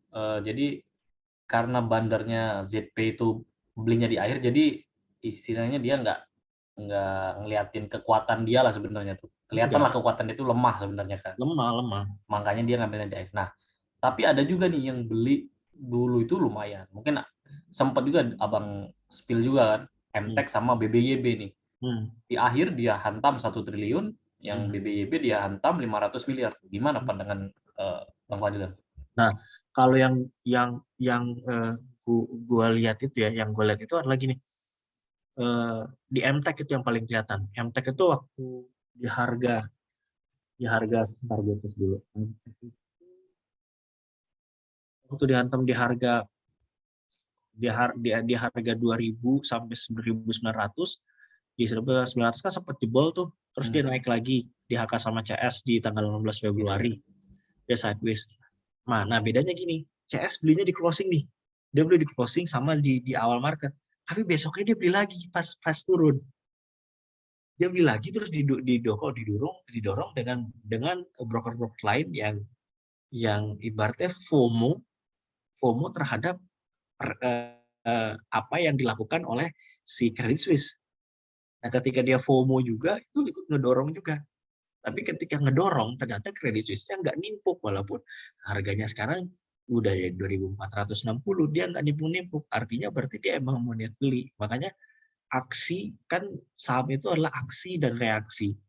Aksi dan reaksi. Kalau misalnya kalau IPPE, dia masuk nih, masuk gede banget. Tapi marketnya nggak bereaksi, termasuk ya, berarti ya dicuekin aja itu. Orang-orang yang kaget gitu, wih dia aslinya banyak. Berarti itu orang-orang yang satu dia belum beli, atau kedua adalah dia lagi sangkut berharap ini adalah konfirmasi bahwa ini nggak downtrend. Karena kalau misalnya kita bisa kaget itu ketika kita bisa cuma di dua itu dan berharap, udah mulai berharap. Sedangkan kalau yang kita pakai analisa, kita ya ngapain beli, ngapain dia closing di HK, closingan kok di HK di downtrend lagi, ngapain itu kan?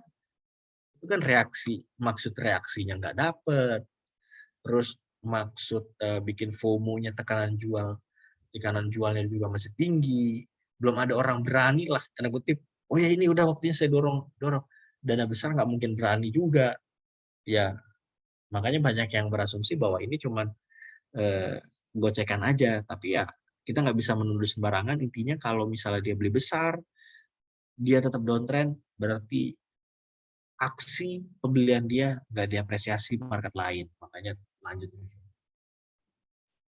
Untuk hold saham sendiri, Bang Fadil itu berapa lama? Maksudnya sampai kayaknya sebulan deh maksimal 2 saham, atau emang tahanin sampai patah tren atau gimana, Bang? Target gua selalu pribadi ya, target gua itu selalu ngincernya beggar. Selalu ngincernya beggar. Jadi ketika udah ada beggar pasti pasti gue take out setengah, terus dipindah ke RDN. RDN yang besar itu biarin, dia mau kemana-mana nggak apa-apa, nanti kita cari duit lagi dari 50% ini, dari modal ini untuk mendapat lagi yang beggar. Nah, kalau yang misalnya kayak exit kayak exit yang cuma 20%, 30%, kayak 7%, itu bukan gue nggak mau, tapi memang dia punya patah, trennya patah itu tiba-tiba sehari itu melebihi ekspektasi gue. Biasanya gue itu menghitung sebuah tren patah dia yang waktu downtrend banget, apakah ARB -6, -7 sehari. Kalau misalnya dia biasanya downtrendnya -12%, itu bisa seminggu, tahu-tahu sehari, 2 hari, itu minusnya udah 3%, 4%, setengahnya, bahkan setengahnya cuma dalam waktu yang lebih singkat. Berarti gue bisa menganggap ini waktunya gue exit, karena itu sudah abnormal lah. Dia tadinya koreksi terbesarnya dia butuh 12 hari untuk -20, sedangkan dalam 2 hari dia minus 5% berturut-turut. Nah itu gue pasti buang, nggak peduli. Kayak Toba kemarin juga gue buang tuh gara-gara kayak gitu. Kayak ini turunnya nggak wajar, walaupun gue percaya nih nanti motor listrik ini satu yang bukan berkembang, Toba ini akan jadi emiten yang bagus.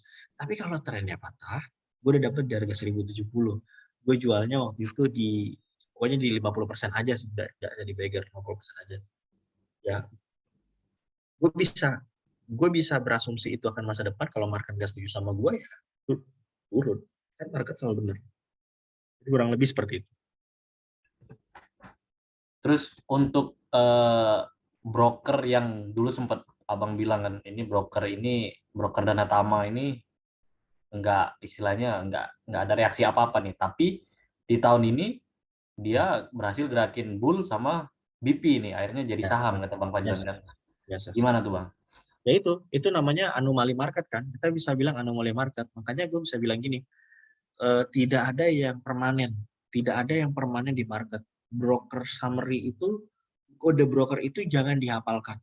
Tapi lihat pergerakan orang merepo seperti apa, pergerakan orang mendistribusi seperti apa.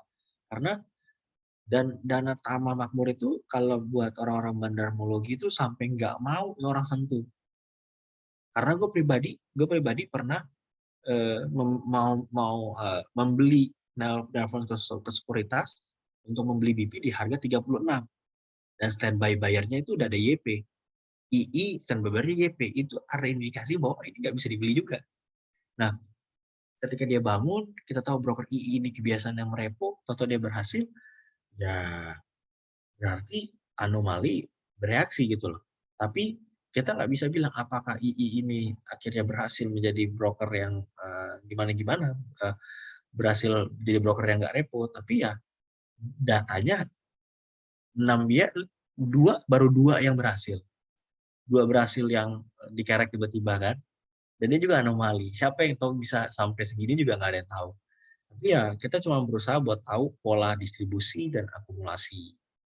Kayak sekarang orang-orang bilang XY adalah retail, ya sekarang iya. Sekarang iya.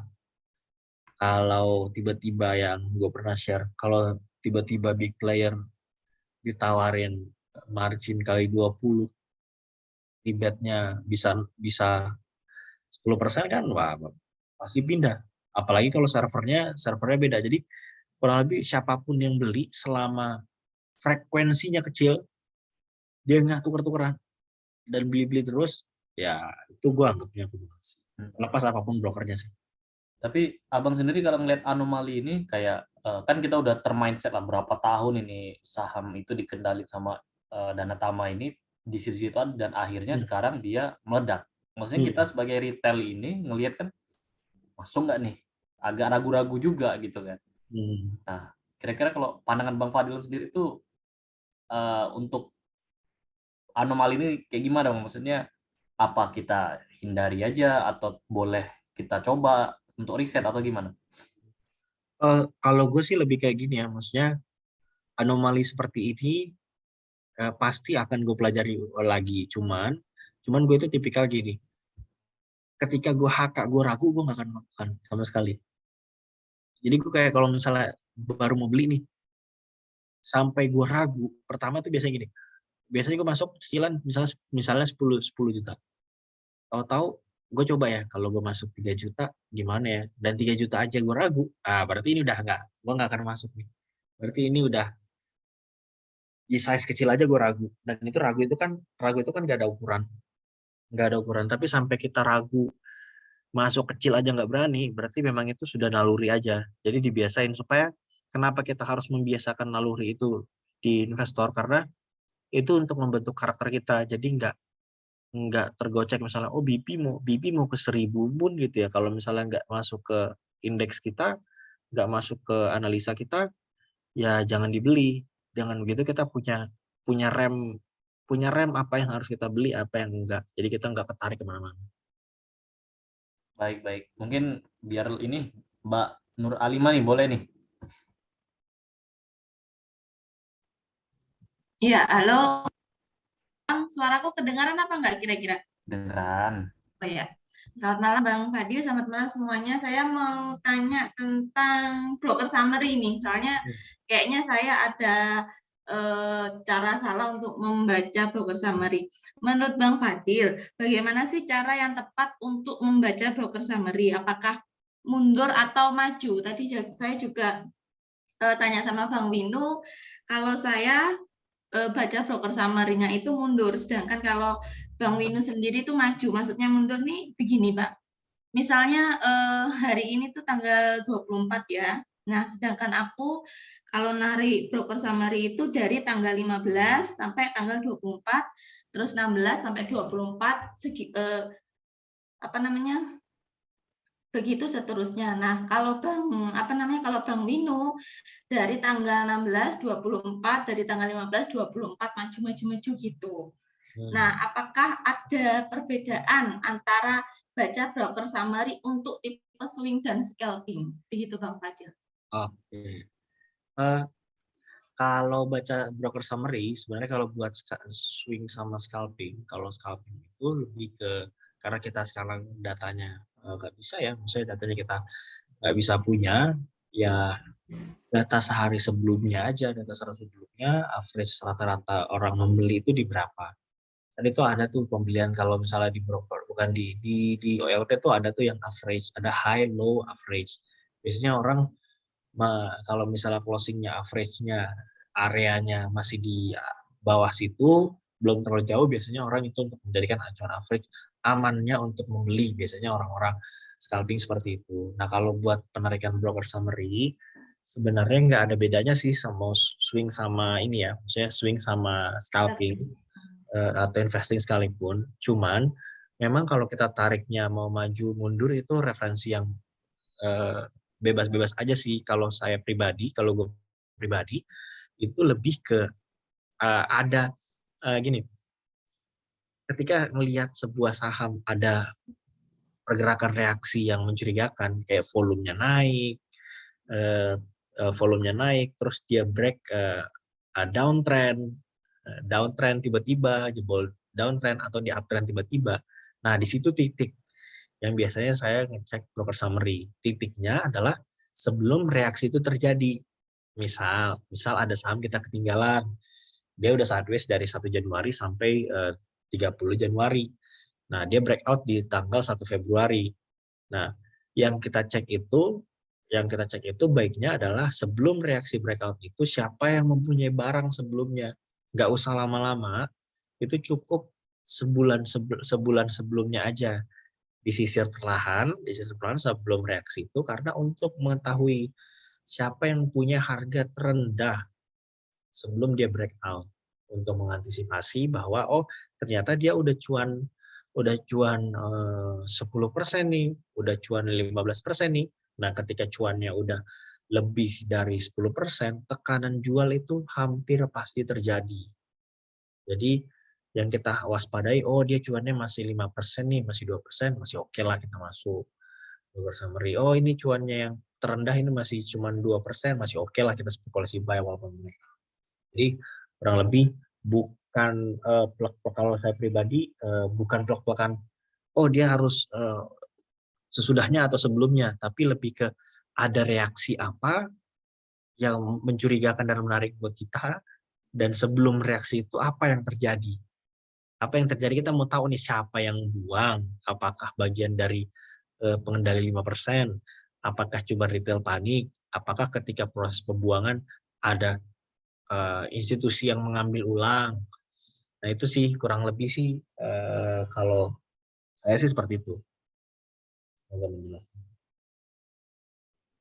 Aman, Mbak Halimah? Jelas. Ya, terima kasih Bang Fadil. Nah, Bang Fadil, ini ada yang request nih, teman-teman pengen coba Bang Fadilon share screen gitu. Oh iya. Gitu. Biar lebih share screen lebih enak kan ngebayanginnya. Oh iya. Mau minum dulu nggak apa-apa, Bang? Wah, nggak, santai. Share screen-nya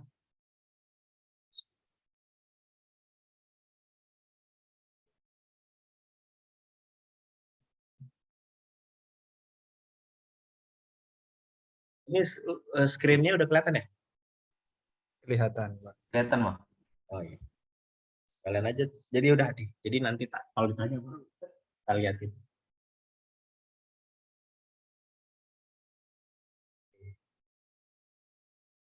Misal ada pertanyaan dulu?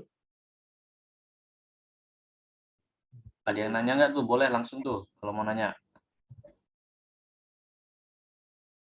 Oh, gini deh. Tadi kan gue sebut sering sebut ini ya, sering sebut saham-saham yang misalnya yang clean buy itu seperti apa ya. Misal kita contoh di MMX dulu deh. Karena udah sideways jadi lumayan aman. Misalnya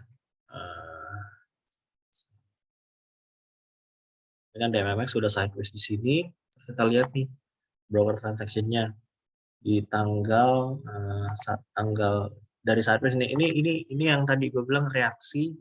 Kita harus lihat aksi reaksi ya, maksudnya kita lihat juga ketika gue ngecek broker summary itu nggak usah yang sejauh mungkin, nggak gitu juga sekarang. Kalau dulu iya, tapi sekarang nggak terlalu penting.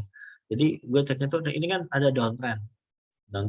Yang kita perlu tahu adalah ya broker summary-nya yang tanda kutip ketika ngebuang ini siapa yang ngebuang, dan ketika diakumulasi di sideways itu siapa yang akumulasi. Nah, kita tarik deh. Ini kan kurang lebih ini sideways benar-benar terjadi itu di tanggal 8 Maret. Ketika 8 Maret terjadi, 8 Maret terjadi itu, kita lihat di tanggal 8 Maret, kita lihat ada nggak akumulasi yang clean buy. Clean buy yang dia membeli dalam jumlah yang sangat banyak ya. Saya dalam jumlah banyak. Misalnya contoh ini nih. Di sini kan kita lihat nih, kalau teman-teman lihat sebuah broker summary, kan biasanya broker summary yang di OLR itu begini bentuknya nih. Nah, kalau yang kayak gini gue kurang suka. Karena kalau dia begini kita nggak tahu di pembelian ini pola dia membeli seperti apa. Apakah membeli secara clean atau enggak. Sedangkan kalau kita switch, di sini kita bisa lihat bahwa KZ membeli 2 miliar rupiah dengan frekuensi 1.500. Lalu di sini kita lihat nih, di sini yang paling penting. Dia buy-nya itu 2,7. Dia sama dengan yang kirinya dan selnya 0. Ini yang gue namakan clean buy. Dia benar-benar membeli. Dia benar-benar membeli nih. Emiten ini di sideways membeli dengan average 1.700 yang sekarang sangkut kecil. Dia membeli. Dia membeli di harga itu. Dan kalau kita lihat sekarang ini foreign-nya ini kan foreign kita lihat semua. Nah, sekarang KZ itu tidak membuang. Dia tidak membuang sama sekali. Nah, yang gue selalu bilang cari saham-saham itu yang akumulasinya besar, akumulasinya clean buy itu ya kurang lebih seperti ini, kurang lebih seperti ya.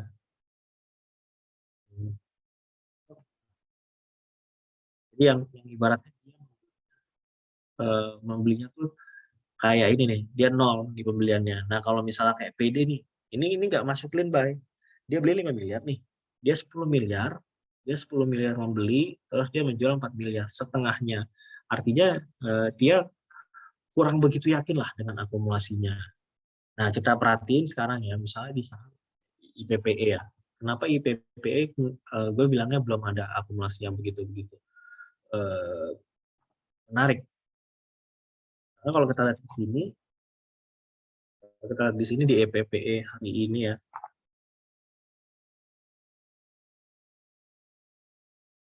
IPPE hari ini ada yang mau ngambil clean buy. Ini clean buy cuma ini, tapi cuma 176 juta, nggak ngaruh. Terus ininya cuma 8 aja, 8 miliar, terus dijual 2, sisanya 6. Terus yang ngebuang 2 miliaran, 1 miliaran. Terus kalau kita lihat dari downtrend ini nih, dari titik downtrend ini tanggal 24 Maret, kita lihat sampai buang. Ini kan ZP yang kemarin 80 miliar itu kan, 2 juta lot itu kan, average 396. Tapi yang ngebuang ada YP. YP size-nya hampir setengahnya. Jadi harus teman-teman perhatiin seperti ini. Broker itu bisa tuker-tukeran. Broker itu bisa sekali tuker-tukeran. Tapi yang kita tahu adalah lot berapapun harganya, lot tidak akan pernah berubah. Lot itu tidak akan pernah berubah. Average, net volume itu net value itu pasti bisa berubah karena kenaikan harga. Tapi lot itu enggak. Di sini ada 2 juta lot yang menggemparkan itu kan, menggambarkan 2 juta. Tapi sayangnya ada yang ngebuang 1,8. Kalau gue pribadi, ketika ada yang akumulasi 80 miliar tapi ada buang 71 miliar, apalah artinya itu? Berarti itu gak ada artinya. Apalagi di sini lihat nih. Lihat nggak nih? Transaksinya YP di sini, bayangin ya. Di sini 71 miliar. Di buy-nya selama perdagangan market kemarin dia beli 100 miliar, jual 174 miliar.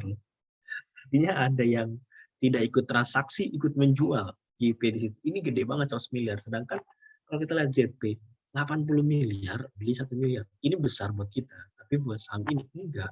Ini 103, 174 yang dijual sama, kalau kita lihat di sini, mungkin kalau kita lihat di YP-nya di waktu itu dia bilang, oh ini cuma 71 kok net buy-nya. Cara kita acuannya itu kayak broker begini nih. Kita baca nih gini, oh ini cuma 1 juta aja nih, 1 juta lot. Di sini 71, di sini 80 juta. Oh masih lebih besar 9 miliar lah, masih keren nih. Tapi kalau kita lihat bedah lebih detail lagi, ini nggak ada artinya. dibanding pembuangan dia nih. Ini angkanya kecil karena pembuangannya 174, sempat ada tekanan beli 103.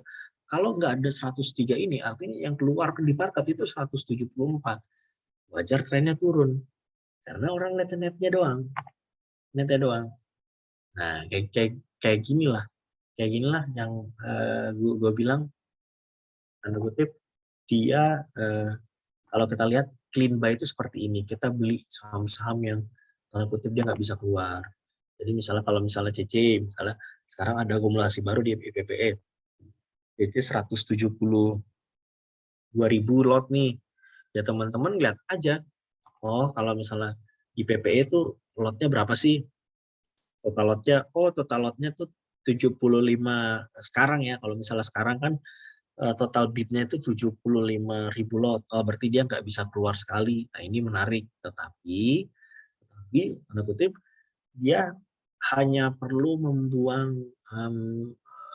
kurang lebih 2 kali ARB aja udah keluar. Nah, yang gue biasa cari itu adalah yang kayak misalnya tapi sekarang harganya udah tinggi. Waktu itu alasan kenapa SAME gue tahan itu karena ceknya memang agak jauh, tapi lihat nih KZ-nya punya 2 juta lot, sedangkan SAME itu bidnya cuma 100.000. Bidnya tuh secara SAME cuma 100.000. Artinya mau ARB 3 kali, 10 kali juga nggak bisa keluar. Nah, ini baru yang dinamakan pembelian yang serius. Dan perbandingannya walaupun besar ya, ini besar ya 180 dikurangin 86, tapi ini tetap pembelian yang serius. Bahkan sampai ke bawah sini tuh masih pembelian serius, karena kalau dibandingkan dengan bidnya yang mungkin kalau teman-teman cek Senin itu masih tanda kutip dia nggak bisa exit. Tapi harus dilihat juga nih yang keluar berapa. Nah, kenapa gue tertarik waktu itu dengan SAME ya karena yang belinya segini, yang keluarnya segini nih.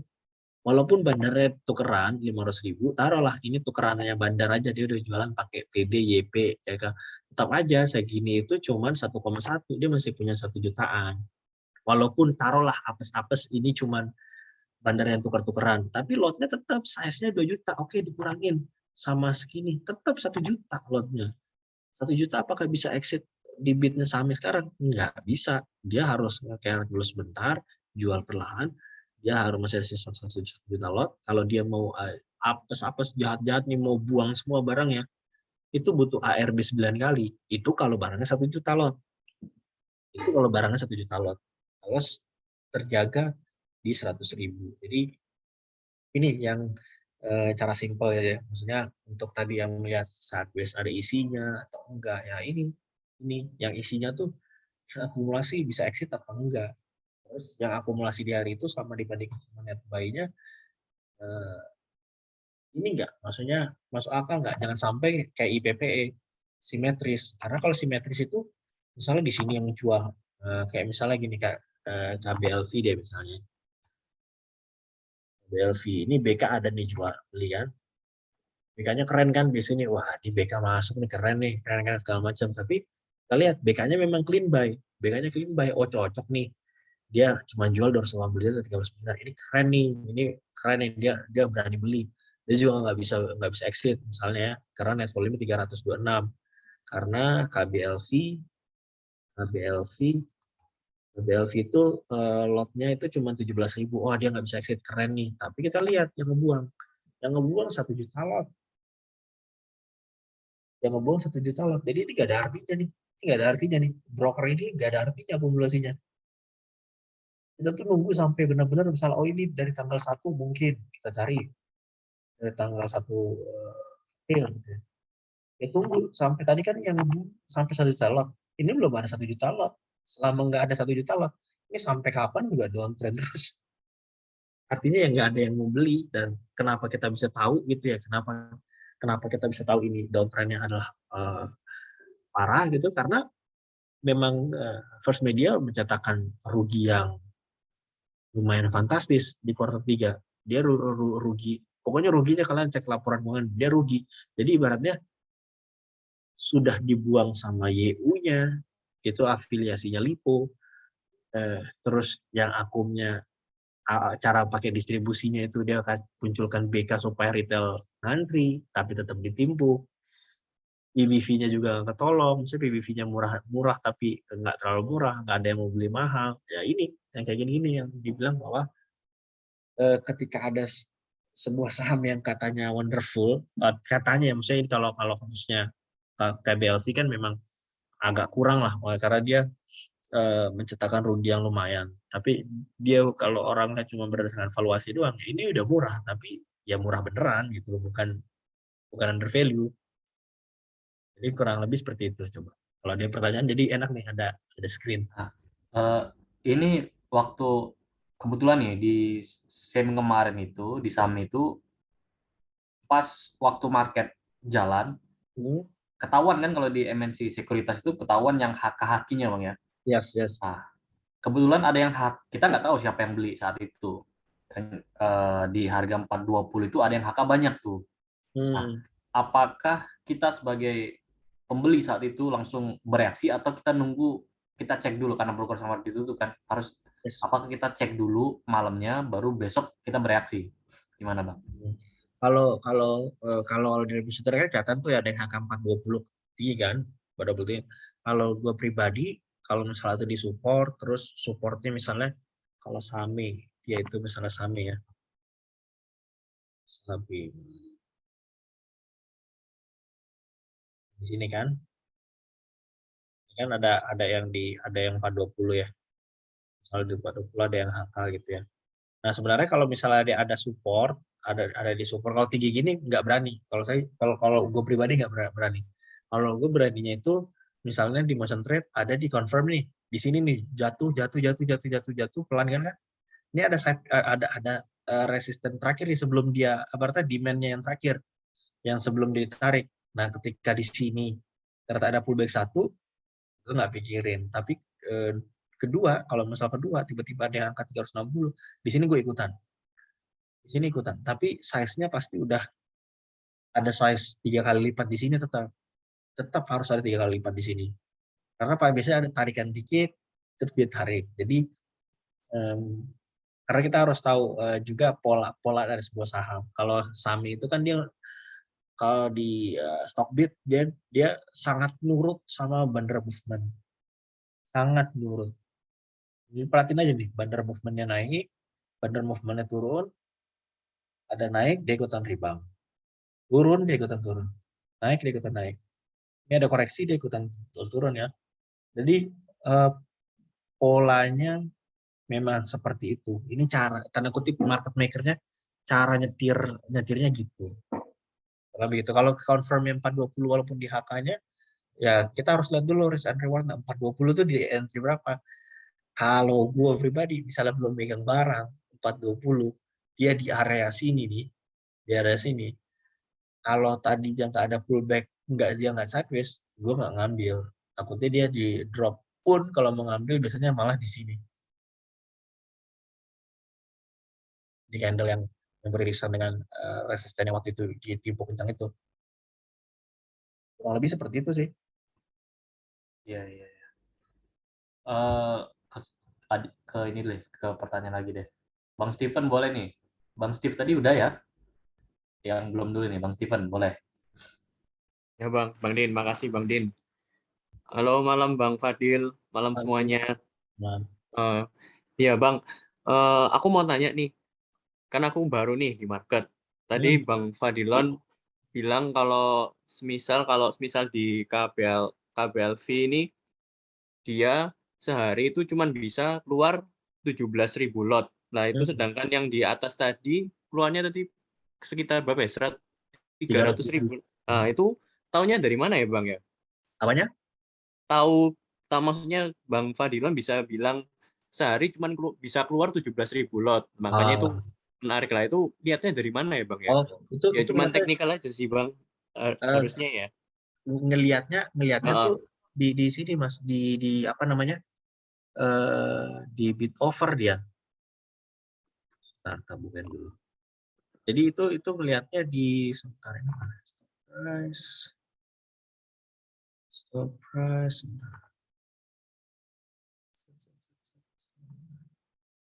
Nah, ngeliatnya di sini nih. Nih, misalnya tadi kan KBLV. Nah, dia bisa exit itu kita ngeliatnya di summary bidnya. Karena Oh, kalau misalnya dia akumulasi, kan dia butuh bid untuk buang barang tuh. Harus ada bid yang terpasang untuk buang barang. Nah, kalau misalnya nggak ada yang bisa, dia misalnya di sini akumulasi 300.000, bidnya summary cuma 17 ribuan, berarti dia mau ARB 20 kali juga belum bisa keluar. Itu menarik. Tetapi tadi dibilang harus perbandingan sama buyer sama sellernya. Kalau seller 1 juta, salary 1 juta lot, terus yang nangkap 300.000, bukan berarti 300.000 ini nggak yakin. Takutnya nih Mas ya, yang terjadi itu 300.000 ini tahu-tahu setengah dari orangnya ternyata panikan nih. Pecah kongsi, dia buang barang setengah, itu makin downtrend. Sedangkan kalau misalnya dia akumulasinya 1 juta lot, setengahnya panik, tapi yang ngejual di hari itu 500.000, paniknya itu nggak bakalan ngaruh apa-apa di market. Walaupun dia pecah kongsi setengahnya, tiba-tiba, oh ini bandara ternyata setengahnya orangnya panikan, dia buang duluan sebelum komandonya, ya sahamnya nggak bakal kemana-mana juga. Makanya buy-nya harus lebih besar dibanding top seller. Lebih oke Bang. Siap. Sama satu lagi Bang, mau tanya lagi. Kalau biasa Bang Fadil kayak mau entry gini, dilihat di order book kan ada nih, ada tanda pagar kan ya. Tanda pagar itu kan artinya kan berapa apa ya, akun yang antri gitu kan maksudnya ya. yes. Nah, itu Bang Fadil merhatiin itu juga atau lebih ngeliat ke chart ya Bang ya? Waktu entry di satu saham gitu, Yes. Kalau gimana Bang? Menurut pandangan Bang Fadil? kalau entry itu pertama memang gue pribadi mau berdasarkan lihat dulu akumulasi di hari sebelumnya. Tapi di hari sebelumnya akumulasinya apakah sudah ada di supportnya? Misalnya tadi kan kita pakai KBLV aja ya, karena ini kan saham yang kalau di HK kalian tahu lah, ini HK, berarti HK-nya saham-saham yang super gorengan. Ini kayak gini kan? Kan kita lihat nih di KBLV. Nah, kan dia punya sideways tadinya di sini. Ruangnya kan tadinya di sini nih. Tadinya ruangnya di sini kan. Nah, tapi kita lihat broker summary-nya. Broker summary-nya KBLV di area sini. Misalnya kita mau entry-nya di sini kan. Entry-nya misalnya taruhlah ini belum kelihatan. Ini kita mau entry 31 Maret. Berarti yang kita lihat adalah tanggal 30 Maret dulu paling pertama, baru mundur ke belakang.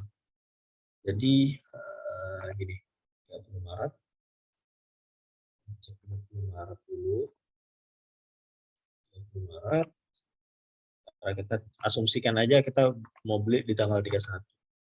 Nah, di 30 Maret ini ternyata yang beli ini adalah kakak di harga 348. 348 itu berarti dia sangkut di area sini kan?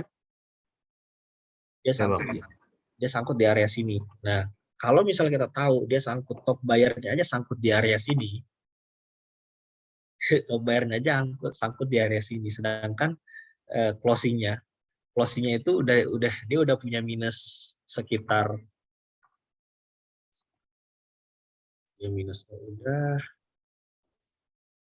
di closing dia udah minus 5%. Nah, kita nggak tahu karena minus 5% udah sangkut, otomatis dong. Pasti ketika harganya lebih turun lagi, jebol dari support, ini average-nya ini makin nyangkut dan potensi dia ngebuang barang semakin tinggi. Karena top buyer-nya aja sanggup. Dia bisa ngebalik arah buang barang.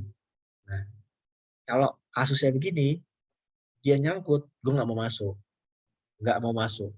Kecuali kasusnya adalah ternyata top buyer-nya membeli di harga ini nih. Di harga 324 misalnya. Terus itu juga ada di support tapi jebol sedikit lah. Itu di 324. Artinya kalau misalnya ini naik atau dia turun, ARB, dia bisa bantu ngedorong. Dia nggak terlalu panik. Sedangkan kalau misalnya dia nyangkut di sini, ARB makin panik. Kita kan harus lihat pembeli hari sebelumnya, jangan sampai panik top buyer. Dan Dan kalau kita lihat di sini kan profil laksanya, oh ini dia nyangkut nih 348. Mungkin kali ya yang hari sebelumnya nggak nyangkut, geser lagi sehari. Wah 350 ternyata masih nyangkut. Bayarnya tuh masih nyangkut. 28 masih nyangkut 350. Jadi terus kita lihat seminggu deh, langsung deh tarik deh, kelamaan. Nah, akhirnya masih nyangkut nih 350. Artinya ya cara bacanya gini. Ada sekitar jumlah ini nih, jumlah yang 3 ini, lotnya dibagi setengah, ada sekitar 50 ribuan lot yang siap untuk cut loss di area sini loh. Logikanya kayak gitu. Ada 50.000 lot siap dengan lot. Sedangkan kalau kita lihat transaksinya transaksinya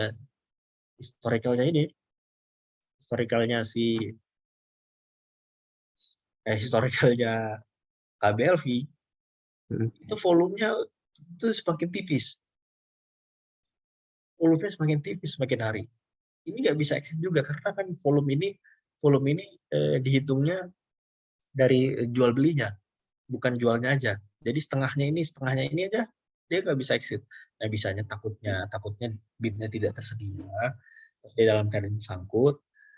Kalau misalnya dia bagian dari LIPO sih kemungkinannya dia akan tetap hold. Dia average dia. Takutnya setengah dari mereka pecah kongsi. Pecah kongsi itu niatnya nge-hold tapi nggak kuat, akhirnya dia buang, akhirnya semakin downtrend. Dan itu sering terjadi kok di banking juga. Kongsi seperti itu. Jadi sebenarnya downtrend itu juga bisa dianalisis dari ini juga ya Bang ya? Jadi lebih kayak gitu sebelum entry, make sure kita kan harus memposisikan kita adalah sebagai pembeli hari berikutnya. Kita posisikan aja, anggap aja semua yang beli itu retail dah, panikan deh. Jadi posisi kita itu, oh dia udah sangkut 350, kalau dia di supportnya itu udah minus 5%, itu jebol makin sangkut, dia potensinya ngebuang. Nah, takutnya adalah bukan cuma buang aja. Kalau misalnya average hari itu cuma 350, misalnya pembelian 350, artinya semakin ada tekanan jual dari orang yang cut loss juga. Nah, akhirnya si broker yang nyangkut abstain aja, nggak ngapa-ngapain aja, udah pasti turun. Jadi bisa dilihat di situ. Jangan sampai hari sebelumnya ada orang sangkut yang lumayan banyak. Karena orang sangkut itu mayoritas pasti buang barang. Oke Bang, makasih Bang. Siap.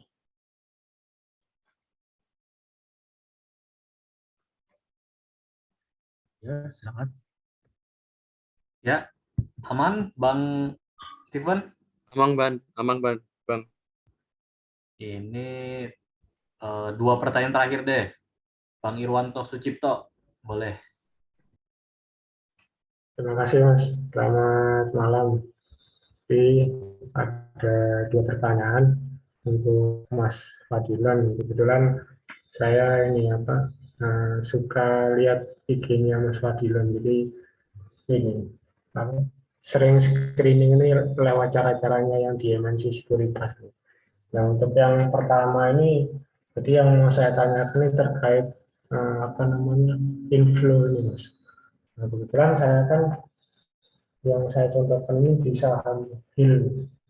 Nah itu saya itu pernah lihat itu dari 7 Januari misalkan sampai 4 Februari itu ada 2 broker yang saya amati. Nah kemudian tiba-tiba itu di antara 4 Februari sampai 22 Februari itu ada broker lain, broker gede misalkan itu tiba-tiba ngambil banyak. Nah itu kemudian itu pada minggu berikutnya itu sempat jatuh Mas. Kemudian diambil lagi. Nah sekarang kan sudah mencapai target. Nah kalau saya lihat itu polanya cup and handle. Nah kemudian itu ini sideway lagi. Nah saya bingungnya itu kalau misalkan kalau ini kan sudah entry. Nah sudah mencapai target saya. Exitnya itu kalau misalkan dari Mas Fadilan itu bagaimana Mas? Apakah ini menunggu brokernya ini keluar untuk yang tadi sudah clean buy atau misalkan ada inflow itu keluar, ataukah kita itu kalau misalkan sudah capai target ya sudah. Nanti kalau misalkan ada berita lagi atau ada apa lagi baru kita masuk. Soalnya kalau saya lihat yang sekarang pada saat sideways ini kok bid offer-nya kok semakin sempit, tapi broker yang PD ini semakin menambah porsi. Apakah ini indikator kalau misalkan kita harusnya nambah ataukah kita sementara keluar dulu? Menurut Mas Fadilan gimana? Untuk yang pertama. Sahamnya apa sahamnya? Maaf. HIL, HEAL. Apa? Sorry. HIL. Terminal mungkin Bang. HEAL. HIL ya? HIL. Oh, HIL. Oh. Yang ini ya? Iya. Itu saya nanti dari 7 Januari sampai 4 Februari. Kemudian 4 Februari sampai 22 Februari ada penambahan TD. HIL ini nggak tahu ya masih apa enggak. HIL ini sih sebenarnya emitennya kalau misalnya soal plan ya, yang plannya tadi kan misalnya Mas masuknya di area berapa? Saya masuknya tuh di area 1120.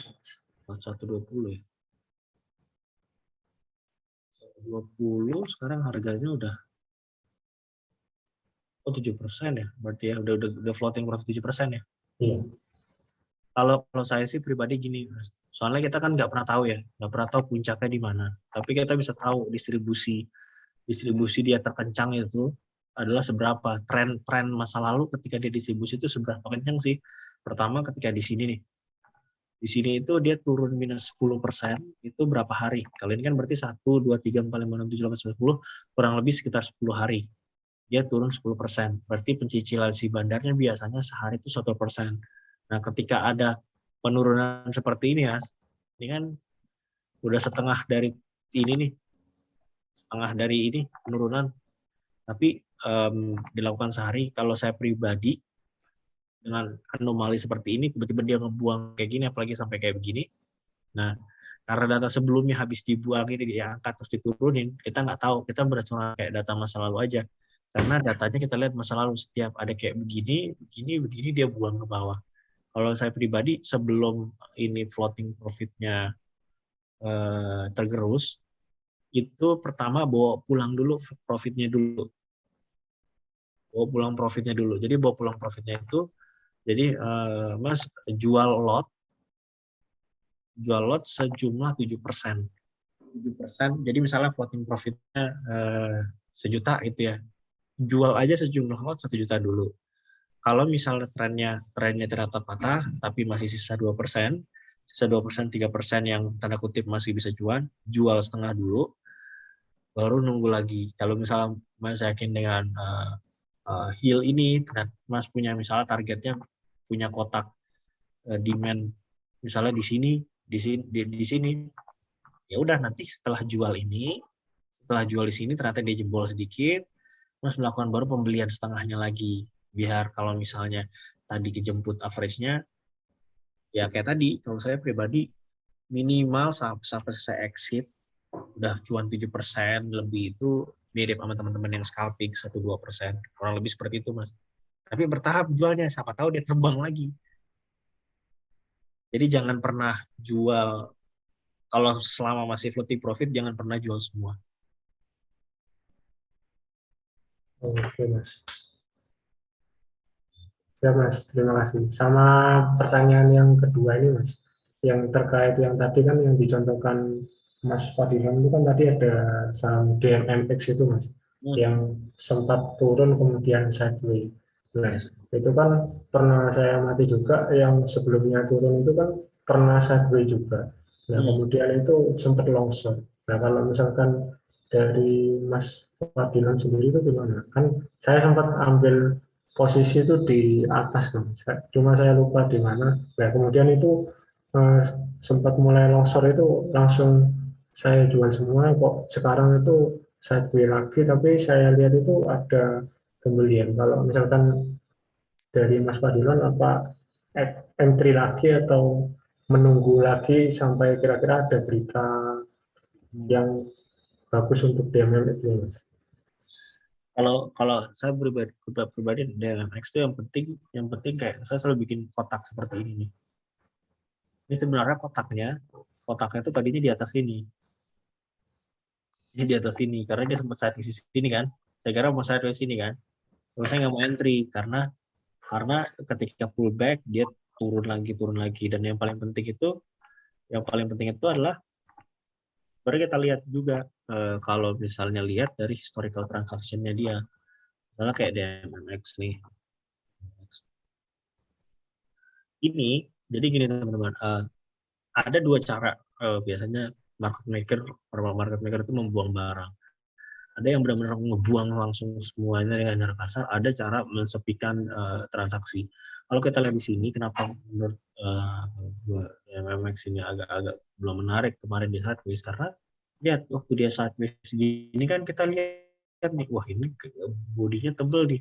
Tapi faktanya memang di sini volumenya nggak ada, 9.000 bahkan, pernah 7.000, 16.000. Sedangkan kalau data yang kita lihat sebelum waktu dia lagi rame-ramenya di pom-pom di harga yang sama, itu lihat deh transaksinya.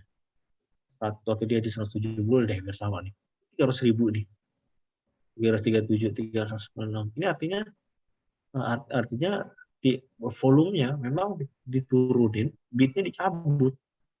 Bidnya dicabut, nggak tahu maksudnya apa, tapi ya kalau saya pribadi dengan kasus DMMX seperti ini, kalau dia sideways dengan volume sekecil ini, saya tunggu dulu minimal sampai stabil nih. Misalnya ada weakness nih. Ini kan dia turun lagi ke weakness ini, mau menuju 1.660.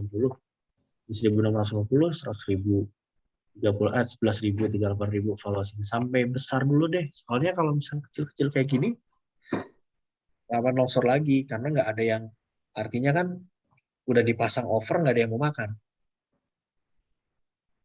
Itu seperti itu. Jadi perhatikan juga jadi transaksinya, karena nggak semua saham tuh di markdown dengan cara diguyur, bisa juga bidnya dicabut. Oke Mas, terima kasih Mas. Ya. Aman ya Bang Irwanto? Aman. Ya, ini karena udah jam 10, udah 2 jam juga kita sama Bang Fadilon. Pokoknya terima kasih banget nih sama Bang Fadil udah mau sharing-sharing sama kita, udah berbagi ilmunya, bener-bener super wagyu lah ilmu dari Bang Fadilon ini, dan teman-teman juga terima kasih juga udah datang, udah rela untuk nungguin, belajar bareng di sini, ngosongin gelasnya lagi untuk cari ilmu lagi tentang trading saham itu sendiri. Mungkin sebelum Bang Fadlan ngasih sedikit kata-kata lah motivasi atau apa untuk teman-teman di sini, mungkin bisa ini dulu Bang Fadlan, kita foto dulu lah, istilahnya share screen ya di sini. Foto admin? Ya, kita foto bareng-bareng. Foto bareng.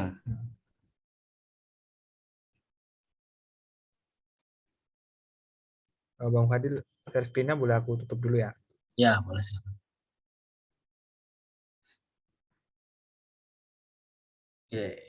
Rame. Oke, buat teman-teman boleh ini ya, on kamera dulu kalau mau.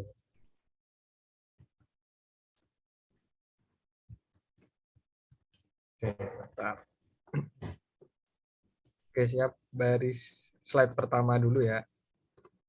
1, 2. Oke. Slide kedua. 1, 2. Oke, slide ketiga. 1, 2.